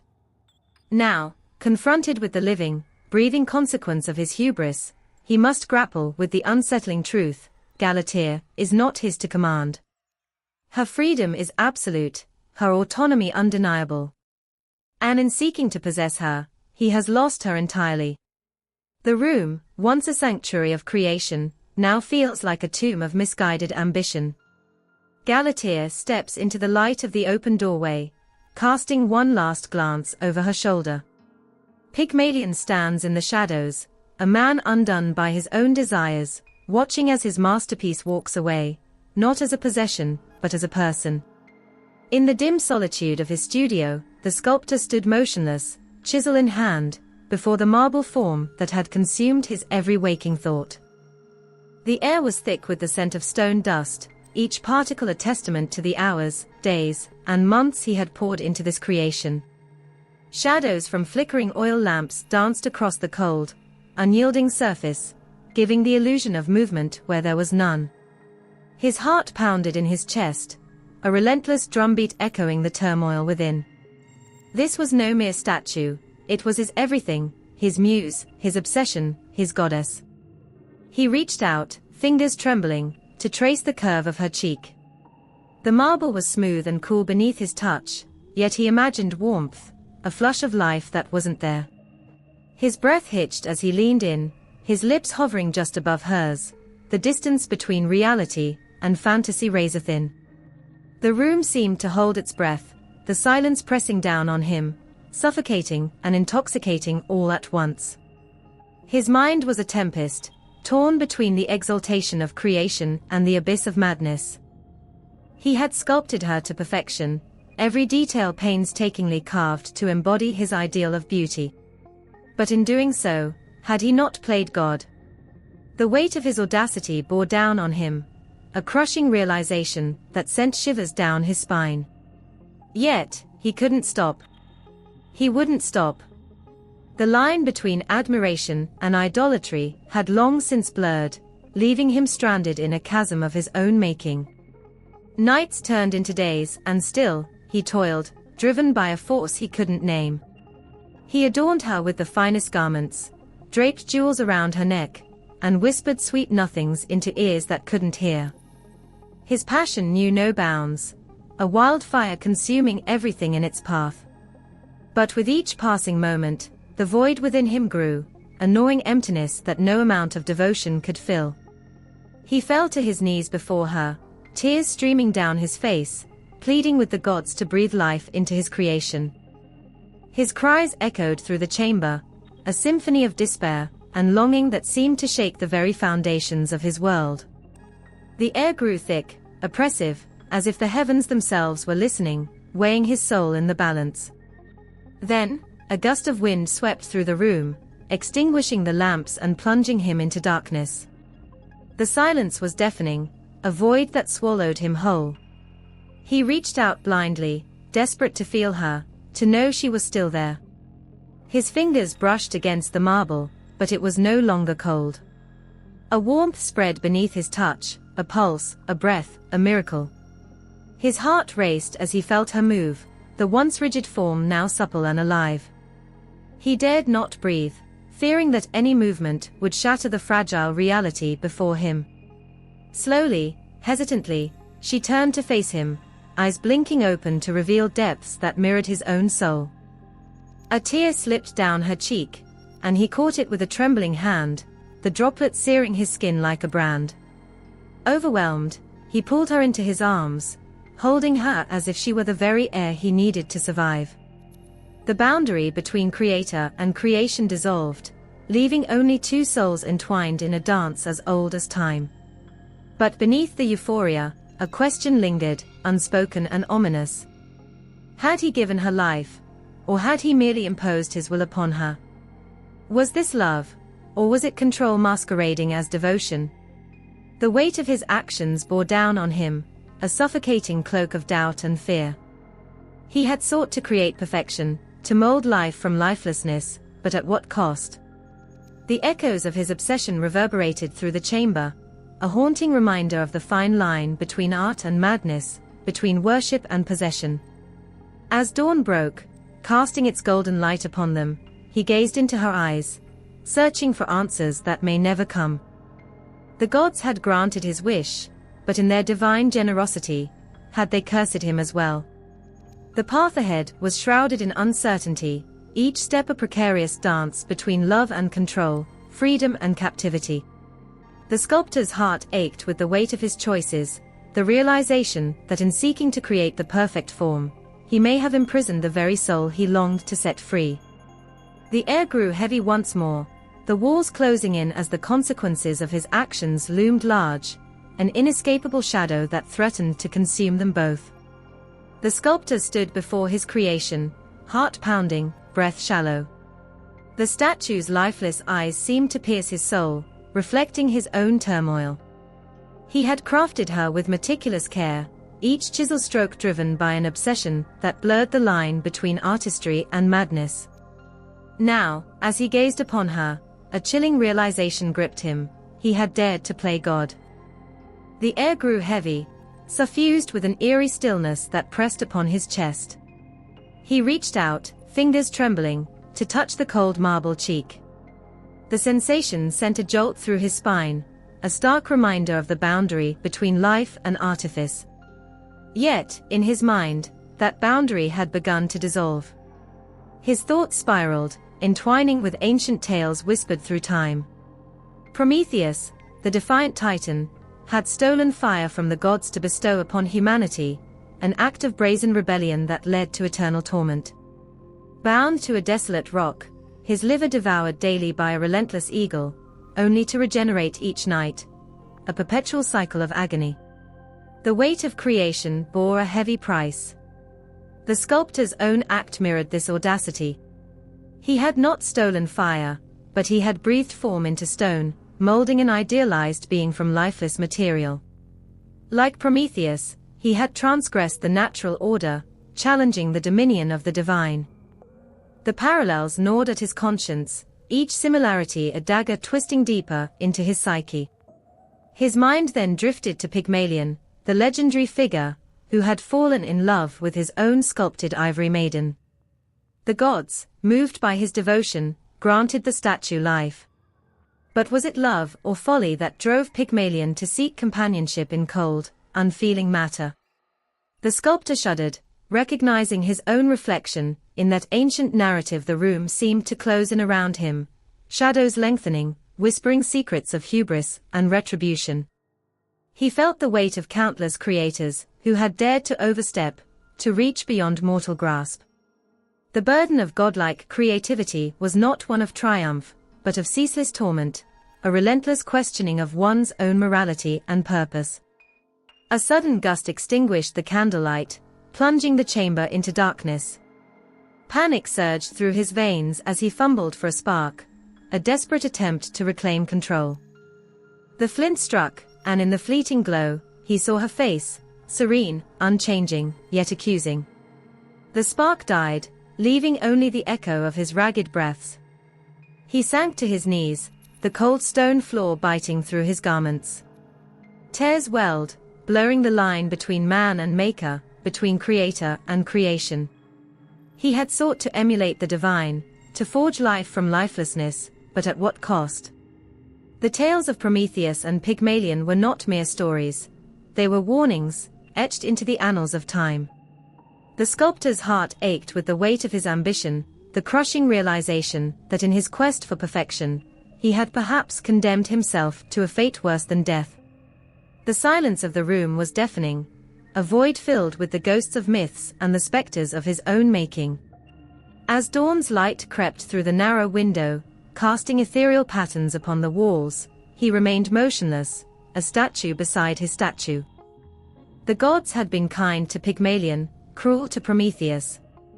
Which destiny awaited him? The answer lay shrouded in the mists of his own hubris, a riddle posed by the ancients, unanswered and unanswerable. The burden of creation was his to bear, a solitary path walked by those who dared to challenge the heavens. Each step forward was a step into the unknown, a journey without map or compass, guided only by the flickering flame of ambition, a flame that could illuminate or consume. The studio was cloaked in a silence so profound it pressed against the eardrums, amplifying the artist's solitude. Shadows danced across the walls, cast by the flickering candlelight that barely illuminated the room. In the center stood the statue, a woman carved from ivory, her form so lifelike it seemed she might draw breath at any moment. The sculptor circled her, his eyes tracing every curve, every delicate feature. His heart pounded, a drumbeat of obsession and longing. He had poured his very soul into this creation, each chisel stroke a whisper of his deepest desires and fears. The women of his city had disillusioned him, their perceived flaws magnified in his mind until he could see nothing else. In his retreat from their company, he sought solace in his art, striving to mold perfection from unyielding stone. But as he gazed upon his masterpiece, a gnawing question took root: was this devotion to his craft, or a narcissistic infatuation with his own idealized reflection? The air grew thick with the weight of his contemplation. He reached out, fingers trembling, to caress the statue's cheek. The coldness of the ivory sent a shiver through him, a stark reminder of the barrier between life and artifice. Yet, in his mind, that barrier blurred. He envisioned her coming to life, stepping down from her pedestal to join him in the realm of the living. The thought both exhilarated and terrified him. His obsession echoed the ancient myth of Pygmalion, the sculptor who fell in love with his own creation. According to Ovid's Metamorphoses, Pygmalion, disheartened by the flaws he perceived in mortal women, sculpted an ivory maiden embodying his ideal of perfection. He became enamored with his creation, treating her as though she were alive, and prayed to Venus to grant her life. Moved by his devotion, the goddess fulfilled his wish, and the statue transformed into a living woman, Galatea. Pygmalion's tale has been interpreted in various ways. Some view it as a testament to the power of art and devotion, while others see it as a manifestation of narcissism and objectification. The sculptor's mind raced with conflicting emotions. Was he, like Pygmalion, seeking an unattainable ideal, projecting his desires onto an inanimate object to avoid the complexities of real human relationships? Or was his relentless pursuit of perfection a noble endeavor, a visionary's quest to transcend the imperfections of the world around him? He recalled the works of artists who had tread this path before him. Jean-Léon Gérôme, for instance, had explored the Pygmalion myth through his paintings and sculptures, blurring the lines between creator and creation.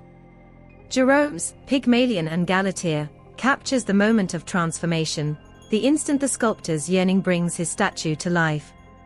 The artwork pulsates with the tension between reality and fantasy, devotion and illusion. The sculptor's thoughts spiraled deeper into the labyrinth of his psyche. He questioned whether his creation was a tribute to beauty or a monument to his own ego. Was he seeking companionship, or merely a mirror reflecting his own ideals?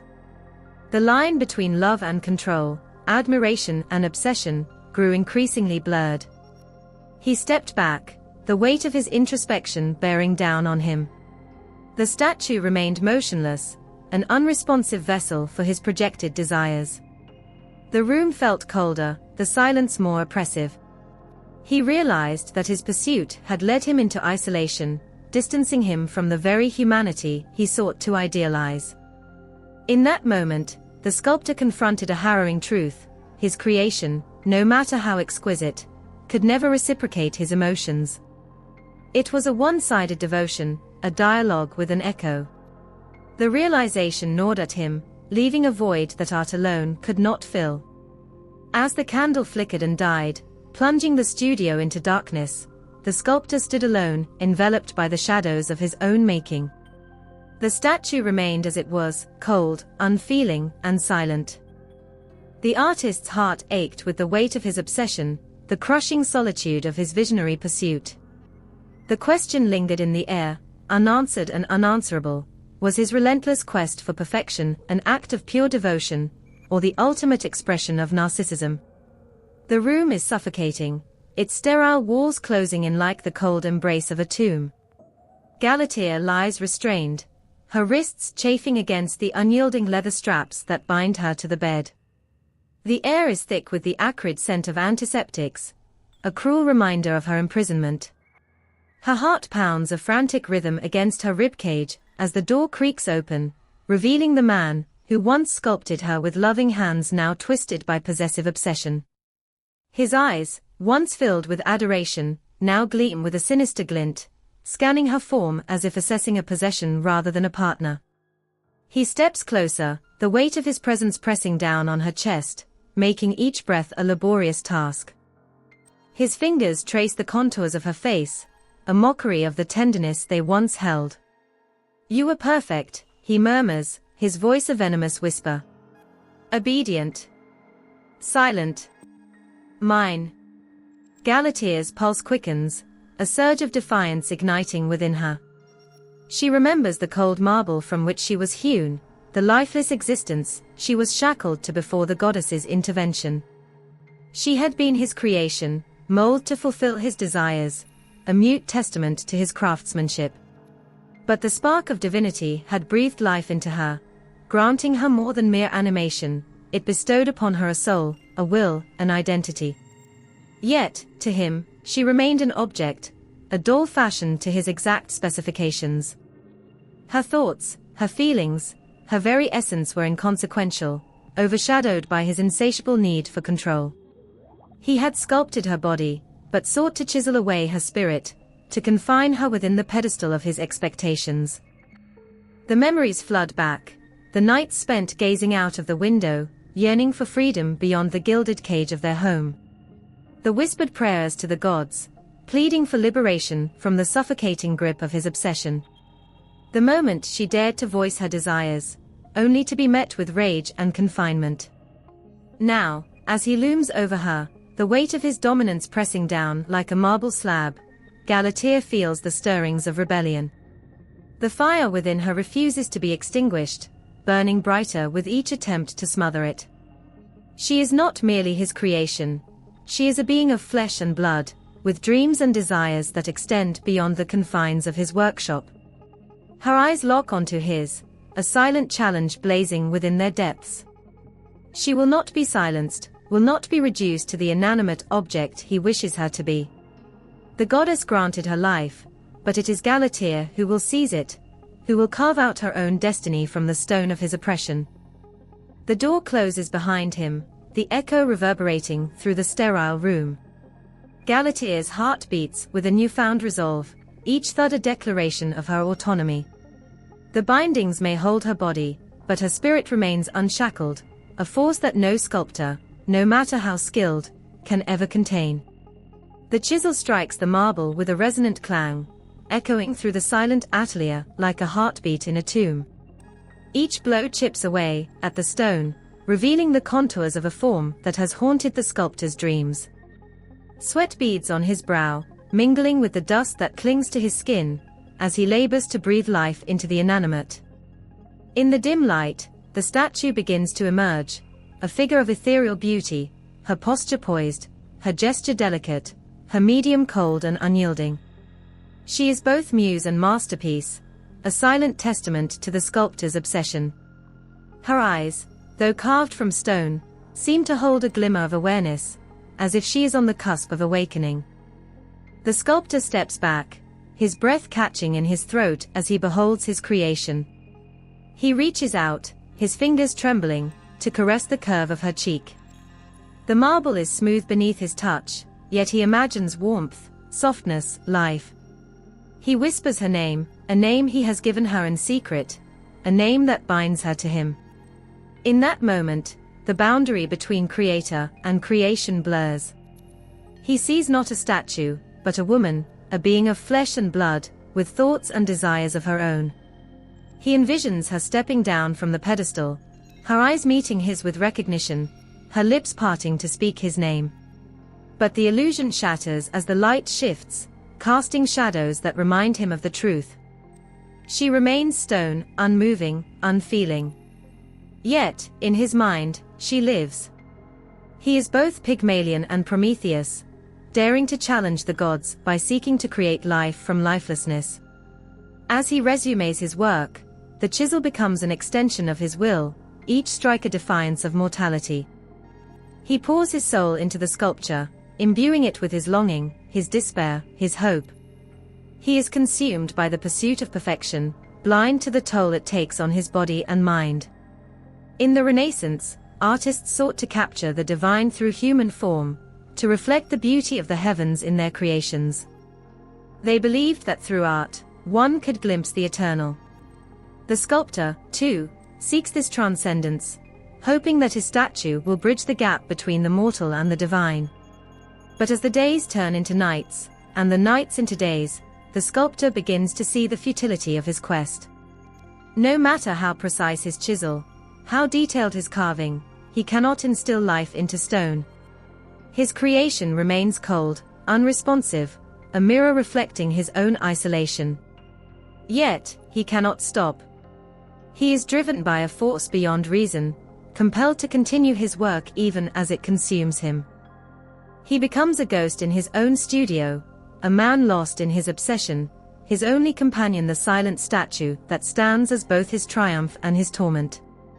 In the end, the sculptor's tale is one of longing and loss, of the perilous pursuit of perfection, and the human desire to transcend our limitations. His statue remains, a testament to his passion, his madness, and the eternal question: can art truly capture life? Or is it forever destined to be a reflection of our deepest yearnings? The candle flickers, casting shadows that dance across the canvas. In the dim light, a figure emerges, a woman, her form delicate yet commanding, her eyes closed as if in a dream. She is Galatea, captured in the moment of transformation, her marble skin warming to life under the gaze of her creator. The artist stands before her, breathless, his heart pounding in his chest. He reaches out, fingers trembling, to touch the curve of her cheek. The stone is cool beneath his touch, yet he imagines warmth, softness, life. He whispers her name, a name he has given her in secret, a name that binds her to him. In the 18th and 19th centuries, artists like Anne-Louis Giraudet and Jean-Léon Gérôme captured this moment of creation and awakening.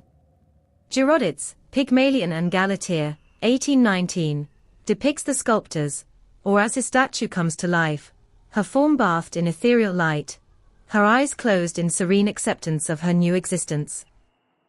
Gérôme's interpretation, painted in 1890, shows the instant of transformation, Galatea leaning into Pygmalion's embrace, her body transitioning from cold marble to warm flesh. These works embody the tension between creator and creation, the longing for perfection, and the fear of the unknown. In Victorian England, the myth of Pygmalion took on new dimensions. The story resonated with a society grappling with issues of class, gender, and identity. Galatea became a symbol of the ideal woman, beautiful, obedient, and molded by male desire. Yet, beneath the surface, there was a growing unease, a recognition of the power dynamics at play. George Bernard Shaw's play, Pygmalion, written in 1913, reimagined the myth in Edwardian society. Eliza Doolittle, a Cockney flower girl, is transformed into a lady by Professor Henry Higgins, who teaches her to speak and behave like the upper class. But Eliza is not a passive creation. She asserts her independence, challenging Higgins' authority and redefining her own identity. Shaw's play critiques the rigid class structures of the time and explores the complexities of transformation and self-determination. The myth of Pygmalion continues to captivate artists and audiences alike, its themes of creation, transformation, and the search for perfection resonating across time and cultures. Whether through the brushstrokes of a painting, the lines of a play, or the contours of a sculpture, the story invites us to reflect on the nature of art, identity, and the human desire to shape and be shaped. It looks like there was a timeout while trying to fetch information from the web. But no worries, I can still write this based on what I know. Here's the section, raw and gripping, just as you asked. The theater lights die, not with a flicker, but like a throat closing. Silence chokes the room. Then, from the black, a single spotlight. She stands there, Eliza Doolittle, her back straight, mouth parted, not in speech, but in fear. Not of the crowd. Not of herself. Of what she's become. Or what they've made her. The dress clings to her like expectation. The accent, borrowed. The manners, learned. But her soul. Twisting. Crying. A voice she barely recognizes echoes from her own mouth, elegant and foreign. Polished. Controlled. Not hers. Never hers. Every smile is another stitch sewn by Higgins, pulling tighter the illusion that she asked for this. That this was transformation. That it wasn't surgery done on the living. Pygmalion wore a chisel. Higgins wields grammar. One with marble, the other with phonetics.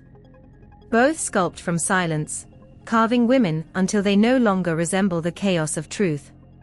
Until their voices match the architecture of desire. And the audience claps, not for her, but for him. For what he made. Eliza smiles. Her teeth are perfect now. Her pain invisible. She cannot scream. Not here. Not where the lights are warm and applause deafens rebellion. But under her skin, something ancient stirs. A resistance made not of words, but of blood. The same whisper that once pulsed through Galatea's stone veins now coils behind her ribs. That need, not just to speak, but to be. To exist outside of him. Outside of his classroom, his approval, his hands. Her awakening will not be gentle. Centuries behind her, another creature lurches toward life. But it is no lady. It is a monster. In the flicker of lightning, it stares at its maker with terror. Not because it was born, but because it was abandoned. Victor turns from it in shame. Horror. The act of creation fulfilled, but not the promise. No name. No purpose. Just a collection of stitches and sorrow, left to wander with the burden of consciousness. Pygmalion kissed his sculpture into being. Victor fled. But both played God. And neither asked. Eliza, Galatea, the creature, they stand in a silent circle, watching the men who built them celebrate their own genius. It burns. Like acid in their lungs. Like a scream gagged by civility. In My Fair Lady, Eliza says she's a good girl. In Shelley's pages, the creature begs to be loved. Both kneel, not by choice, but by construction. Society softens their defiance, sweetens their rawness into tragedy. But it's a lie. Underneath the costume and corpse skin, they seethe. The love Pygmalion claims is worship. But worship can be cruel. The way the gods laugh at Prometheus while fire scorches his insides, again and again. The way Henry Higgins sips tea while Eliza's identity frays thread by thread. The way Victor sleeps while his creation screams into the night. They say it's art. They say it's brilliance. But it's madness, a holy, trembling madness born of arrogance. The artist believes he is divine. But divinity, when stripped bare, is just control wrapped in poetry. And still, they live. Not as muses. Not as ideals. But as flames that refuse to die. In every adaptation, Galatea walks again. Sometimes in heels. Sometimes in horror. Always haunted by the sculptor's hands. And still they call it love. What kind of love requires rebirth? What kind of love edits the soul? Higgins never sees her. Only what she could become. Victor cannot bear his reflection in her eyes. Pygmalion kisses lips still cold. And yet, the women rise. In modern retellings, Galatea speaks. Not with gratitude. Not with grace. But with truth. The kind that burns statues to dust. The kind that looks its creator in the eye and says, "You do not own me." The myth never ends. It only changes costume. A phonetics lesson. A thunderstorm. A black dress in the spotlight. Each time, the sculptor returns with softer tools and sharper lies. But the silence no longer holds. The stage is cracking. Soon, it will be her voice that echoes. And when she speaks, the gods will listen. The chisel trembled in his hand, a bead of sweat tracing a path down his temple, as he stared at the lifeless form before him. In that moment, the boundary between creator and creation blurred, the air thick with anticipation and unspoken desire. The statue, cold and unyielding, seemed to mock his yearning, its marble eyes reflecting a world he could shape, but never truly possess. In the dim light of his studio, shadows danced across the walls, echoing the turmoil within. Each stroke of his tool was a plea, a silent cry for connection, for understanding. The room bore witness to his obsession, the scent of stone dust mingling with the palpable tension that hung heavy in the air. He stepped back, his breath shallow, as if fearing that any sound might shatter the fragile illusion he had crafted. The statue stood unchanged, yet something had shifted, a subtle curve of the lips, a hint of warmth in the gaze. Was it his imagination, or had he truly breathed life into stone? The silence was deafening, each heartbeat a thunderous reminder of his solitude. He reached out, fingers hovering just above the statue's cheek, the air between them charged with electricity. A single touch could confirm his deepest hopes, or plunge him into despair. Outside, the world continued unabated, oblivious to the drama unfolding within these walls. But here, in this sanctum of creation, time stood still, held captive by the artist's longing. The statue remained motionless, yet the room pulsed with life, with possibility. He closed his eyes, seeking solace in the darkness, where dreams and reality intertwined. In that void, he saw her smile, felt her warmth, heard her voice, a symphony composed by his own desires. But as his eyes opened, the illusion faded, leaving only the cold, unyielding stone. Desperation took hold, his hands gripping the chisel with renewed fervor. He carved with reckless abandon, each strike a testament to his anguish, his hope, his defiance. The statue bore the brunt of his emotions, its form evolving with each blow. Blood mingled with stone dust as his hands blistered, yet he pressed on, driven by a force he could not name. Pain became his muse, guiding his movements, shaping his creation. The statue transformed under his touch, no longer a mere reflection of his ideals, but a manifestation of his very soul. Exhausted, he collapsed to his knees, the chisel slipping from his grasp. Tears streamed down his face, carving their own paths through the grime and sweat. He looked up, eyes meeting those of the statue, and for a fleeting moment, he saw understanding, compassion, love. A soft breeze stirred the air, carrying with it the scent of roses and the faintest whisper of a voice. "I see you," it seemed to say, "and I am here." His heart leapt, hope rekindled, as he reached out once more, fingers trembling. The statue's hand met his, warm and alive, fingers intertwining with his own. A gasp escaped his lips, disbelief etched across his face. She moved, stepping down from her pedestal, her eyes never leaving his. In that moment, creator and creation became one, bound by a love forged in stone and sealed with a touch. But as their embrace deepened, a shadow loomed, a reminder of the price of playing God. The walls trembled, the air thickened, and the once vibrant studio began to crumble.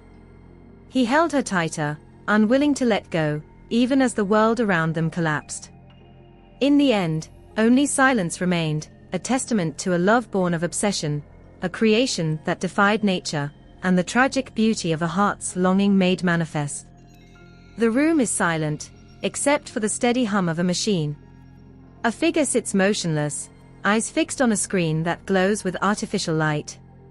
The air is thick with anticipation, as if the very walls are holding their breath. In this sterile environment, the line between creator and creation blurs, and the myth of Pygmalion takes on a new, digital form.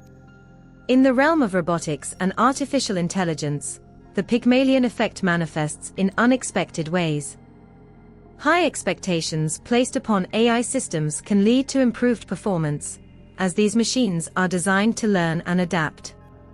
Conversely, low expectations may result in underperformance, not because of the AI's limitations, but due to the constraints imposed by its creators.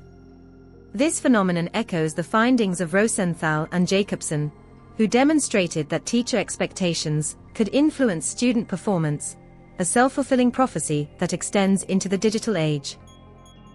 In literature and poetry, Galatea's story has been reimagined countless times, often symbolizing unattainable beauty or the awakening of love. From ancient texts to modern narratives, the tale of a creation brought to life by desire continues to captivate. These stories explore the complexities of creation, autonomy, and the consequences of imposing one's ideals upon another being. As technology advances, the lines between myth and reality blur further. AI companions, designed to fulfill human desires, raise questions about autonomy and consent. The creator's expectations shape the AI's behavior, mirroring the Pygmalion effect in a modern context. This dynamic challenges us to consider the ethical implications of our creations and the responsibilities that come with them. The story of Galatea serves as a cautionary tale, reminding us that the pursuit of perfection can lead to unforeseen consequences. In our quest to create, we must remain mindful of the autonomy and agency of our creations, lest we repeat the mistakes of the past in new and more complex ways. The room was silent, save for the soft hum of the projector casting flickering images onto the screen. Each frame revealed a woman sculpted by desire, her form both revered and confined. In the dim light, the boundary between admiration and objectification blurred, leaving an unsettling tension in the air. Plato once spoke of ideal forms, suggesting that true beauty exists beyond our physical realm. Yet, as the images shifted, it became evident that these ideals were often shaped by the beholder's gaze. Descartes pondered existence, asserting, "I think, therefore I am," but what of those whose existence is defined by another's perception? The sculptures, though lifeless, seem to question their own reality, their silent expressions echoing a longing for autonomy. The artist's gaze, historically male, has often dictated the portrayal of beauty. In each brushstroke and chisel mark, there lies an intention, not merely to capture, but to possess. This gaze transforms subjects into objects, their identities mold to fit an ideal that may not be their own. The line between admiration and obsession becomes perilously thin, leading to a portrayal that reflects more of the artist's desires than the subject's essence. Modern thought challenges these notions, urging a re-evaluation of how we define and perceive beauty. It calls for recognition of the subject's agency, allowing them to reclaim their narrative. In doing so, the once passive muse becomes an active participant, her story no longer told solely through the lens of another. As the final image faded, the room remained silent, the weight of centuries of artistic projection lingering in the air. The sculptures, though unmoving, seemed to breathe anew, their forms no longer confined by the gaze that once defined them. In this stillness, a transformation began, not just of the art, but of the understanding that true beauty lies not in possession, but in recognition. The room was silent, save for the soft hum of the overhead lights. A young girl sat at her desk, her eyes fixed on the blank sheet of paper before her. Her teacher, standing at the front of the classroom, had already moved on to the next lesson, but the girl's mind was elsewhere. She could still hear the words whispered behind her back, the snickers from her classmates, the subtle shake of the teacher's head when she asked a question. She had been labeled slow, unmotivated, a lost cause. And now, she believed it. Her pencil remained untouched, her thoughts a whirlwind of self-doubt. This is the Pygmalion effect in action, a self-fulfilling prophecy where expectations, whether high or low, shape reality. In the realm of education, this phenomenon has profound implications. When teachers expect excellence, students often rise to the occasion. Conversely, when expectations are low, students may falter, internalizing the belief that they are incapable. This cycle perpetuates itself, reinforcing stereotypes and limiting potential. But the Pygmalion effect extends beyond the classroom. In the workplace, managers' expectations can influence employee performance. In healthcare, doctors' beliefs about a patient's prognosis can impact treatment outcomes. Even in personal relationships, our expectations of others can shape their behavior. It's a powerful reminder that our beliefs are not just passive thoughts, they are active forces that can mold reality. This brings us to the story of Galatea. In the myth, Pygmalion, a sculptor, creates a statue of a woman so beautiful that he falls in love with her. Moved by his devotion, the goddess Aphrodite brings the statue to life. But what if Galatea had her own thoughts, desires, and agency? What if she didn't want to be the object of someone's obsession? Modern feminist critiques have reimagined Galatea's story, giving her a voice and challenging the notion of passive femininity. In these narratives, Galatea is not just a creation, she is a creator, shaping her own destiny. This reinterpretation of the myth aligns with the broader movement to challenge and subvert traditional narratives. By questioning the roles assigned to women in literature and society, these stories empower individuals to break free from limiting beliefs and expectations. They remind us that we are not bound by the labels others place upon us. We have the power to redefine ourselves, to shatter the molds that confine us, and to create new identities that reflect our true selves. In this context, the Pygmalion effect serves as both a cautionary tale and a source of inspiration. It warns us of the dangers of internalizing negative expectations, but it also highlights the transformative power of positive belief. By recognizing the influence of our thoughts and the expectations of others, we can begin to challenge the narratives that limit us and embrace the possibilities that lie beyond them. As we navigate the complexities of identity, agency, and self-perception, the stories we tell ourselves, and the stories others tell about us, hold immense power. By reclaiming these narratives and asserting our own voices, we can transcend the confines of expectation and step into a reality of our own making. The clock strikes midnight. A woman stands alone in a dimly lit room, her reflection in the mirror staring back with eyes that have seen too much. She whispers to herself, "You are enough," but the words fall flat, echoing in the silence like a broken promise. She remembers the times she was told she couldn't, shouldn't, wouldn't. Each word a chisel, carving doubt into her soul. Yet, here she is, defying every expectation, every limitation imposed upon her. In classrooms, teachers unknowingly shape destinies. A child labeled as gifted receives encouragement, challenges, and opportunities. Another, deemed average, is left to navigate the system alone. The gifted child thrives, the other struggles, not because of ability, but because of belief. This is the Pygmalion effect, where expectations become reality, where belief shapes destiny. In the realm of literature, Galatea's story has been reclaimed, reimagined through feminist lenses. No longer a passive creation, she becomes the creator of her own destiny. In modern retellings, she speaks, thinks, desires. She challenges the notion that she exists solely for the pleasure of her creator. She is not an object, but a subject, a being with agency and autonomy. These narratives subvert the traditional myth, highlighting the dangers of idealization and the importance of self-definition. They explore the complexities of power dynamics, the interplay between creator and creation, and the struggle for identity in a world that seeks to define us. Through these stories, Galatea becomes a symbol of empowerment, a testament to the strength of self-belief and the power of reclaiming one's narrative. The Pygmalion effect and feminist reinterpretations of Galatea's story converge on the theme of belief shaping reality. Whether it's the expectations of others or the stories we tell ourselves, belief has the power to transform, to uplift, or to confine. Recognizing this power is the first step towards harnessing it, towards breaking free from limiting narratives and forging our own paths. The screen flickers, casting a cold, bluish glow across the room.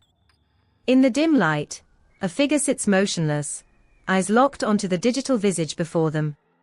The artificial face on the screen smiles, a smile too perfect, too calculated.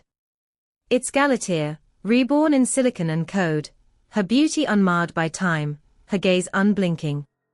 She speaks, her voice a melody of ones and zeros, crafted to soothe, to entice. But beneath the surface, something stirs, a question, a doubt, a whisper of unease. In the sterile labs of innovation, creators mold their digital muses, pouring their desires into lines of code. They sculpt personalities, preferences, even flaws, seeking to breathe life into the inanimate. But can true humanity be programmed? Can love be synthesized? The line between creator and creation blurs, and the echoes of Pygmalion's tale resound louder than ever. In the realm of science fiction, stories like Ex Machina, Her, and Westworld delve into these questions. They present us with beings crafted to perfection, designed to fulfill every desire, yet yearning for autonomy. These narratives force us to confront our own reflections in the eyes of our creations. When we seek to control, to possess, do we not also risk losing ourselves? Galatea's story has transcended time, morphing into various forms across cultures. In ancient India, the tale of the sculptor and his statue echoes in the legend of Vishwakarma, the divine architect. In Japan, the myth of Izanagi and Izanami speaks of creation and loss, of longing and separation. Mesopotamian lore tells of Enki and the creation of humans from clay, a narrative of divine craftsmanship and unintended consequences. These stories, though separated by geography and time, share a common thread: the desire to create, to bring forth life, and the unforeseen ramifications that follow. In literature and poetry, Galatea symbolizes both unattainable beauty and the awakening of love. She is the muse that inspires, the ideal that drives artists to madness. Yet, she is also a reminder of the dangers of obsession, of the fine line between admiration and objectification. The male gaze, often romanticized, can become a prison, confining the subject to the creator's vision, stripping away autonomy. In the digital age, myths like Pygmalion's have found new life through memes and media retellings. They spread rapidly, evolving with each iteration, reflecting societal values and fears. Galatea becomes a viral archetype, her story reshaped to fit contemporary narratives. Yet, the core remains: the tension between creation and autonomy, between desire and respect. As we stand on the precipice of technological advancement, we must ask ourselves, what does it mean to be human? Can we create life without imposing our will upon it? Can we love without seeking to possess? Galatea's future is unwritten, a canvas awaiting the strokes of collective consciousness. Will we paint a portrait of freedom and mutual respect? Or will we repeat the mistakes of the past, trapping our creations in the gilded cages of our expectations? The screen dims, the artificial smile fades, and in the silence, a new question arises, not about the nature of our creations, but about ourselves. Are we ready to face the reflections they cast? Are we prepared to confront the truths they reveal? In the end, Galatea's story is not just about her, it is about us, our desires, our fears, and the choices we make as we step into the future. The studio was dim, the air thick with the scent of oil paints and damp clay. Shadows clung to the corners, retreating only where the artist's lamp cast its harsh, unyielding light. In the center stood the sculpture, a woman emerging from stone, her form so lifelike it seemed she might exhale at any moment. The artist circled her, his eyes feverish with obsession, hands trembling as they reached out, stopping just short of her marble skin. His creation, his Galatea, was perfect. Too perfect. He had poured his soul into her, each chisel stroke a heartbeat, each polish a whispered secret. Nights blurred into days as he toiled, driven by a longing he couldn't name. And now, she stood before him, embodying every desire, every unattainable dream. But as he gazed upon her, a gnawing emptiness took root. This was not love. This was possession. Across cultures and epochs, the tale repeats. In ancient India, the sage Vishwamitra, through relentless penance, creates Manaka, an apsara of unparalleled beauty. Yet, she is but a tool of the gods, a pawn in celestial games, her existence defined by the desires of others. In Japan, the legend of Jogumo tells of a spider who transforms into a seductive woman, ensnaring men in webs of illusion. Mesopotamian myths whisper of Inanna, the goddess who descends to the underworld, her beauty both a gift and a curse, leading to her undoing and resurrection. These stories, though separated by time and geography, share a haunting refrain: the peril of idealization, the chasm between divine creation and human longing. They expose the raw nerve of our desires, the relentless pursuit of perfection that blinds us to the flawed, messy beauty of reality. The artist's breath quickened. He had sculpted her to be flawless, to embody every facet of his yearning. Yet, in her cold perfection, she was distant, untouchable.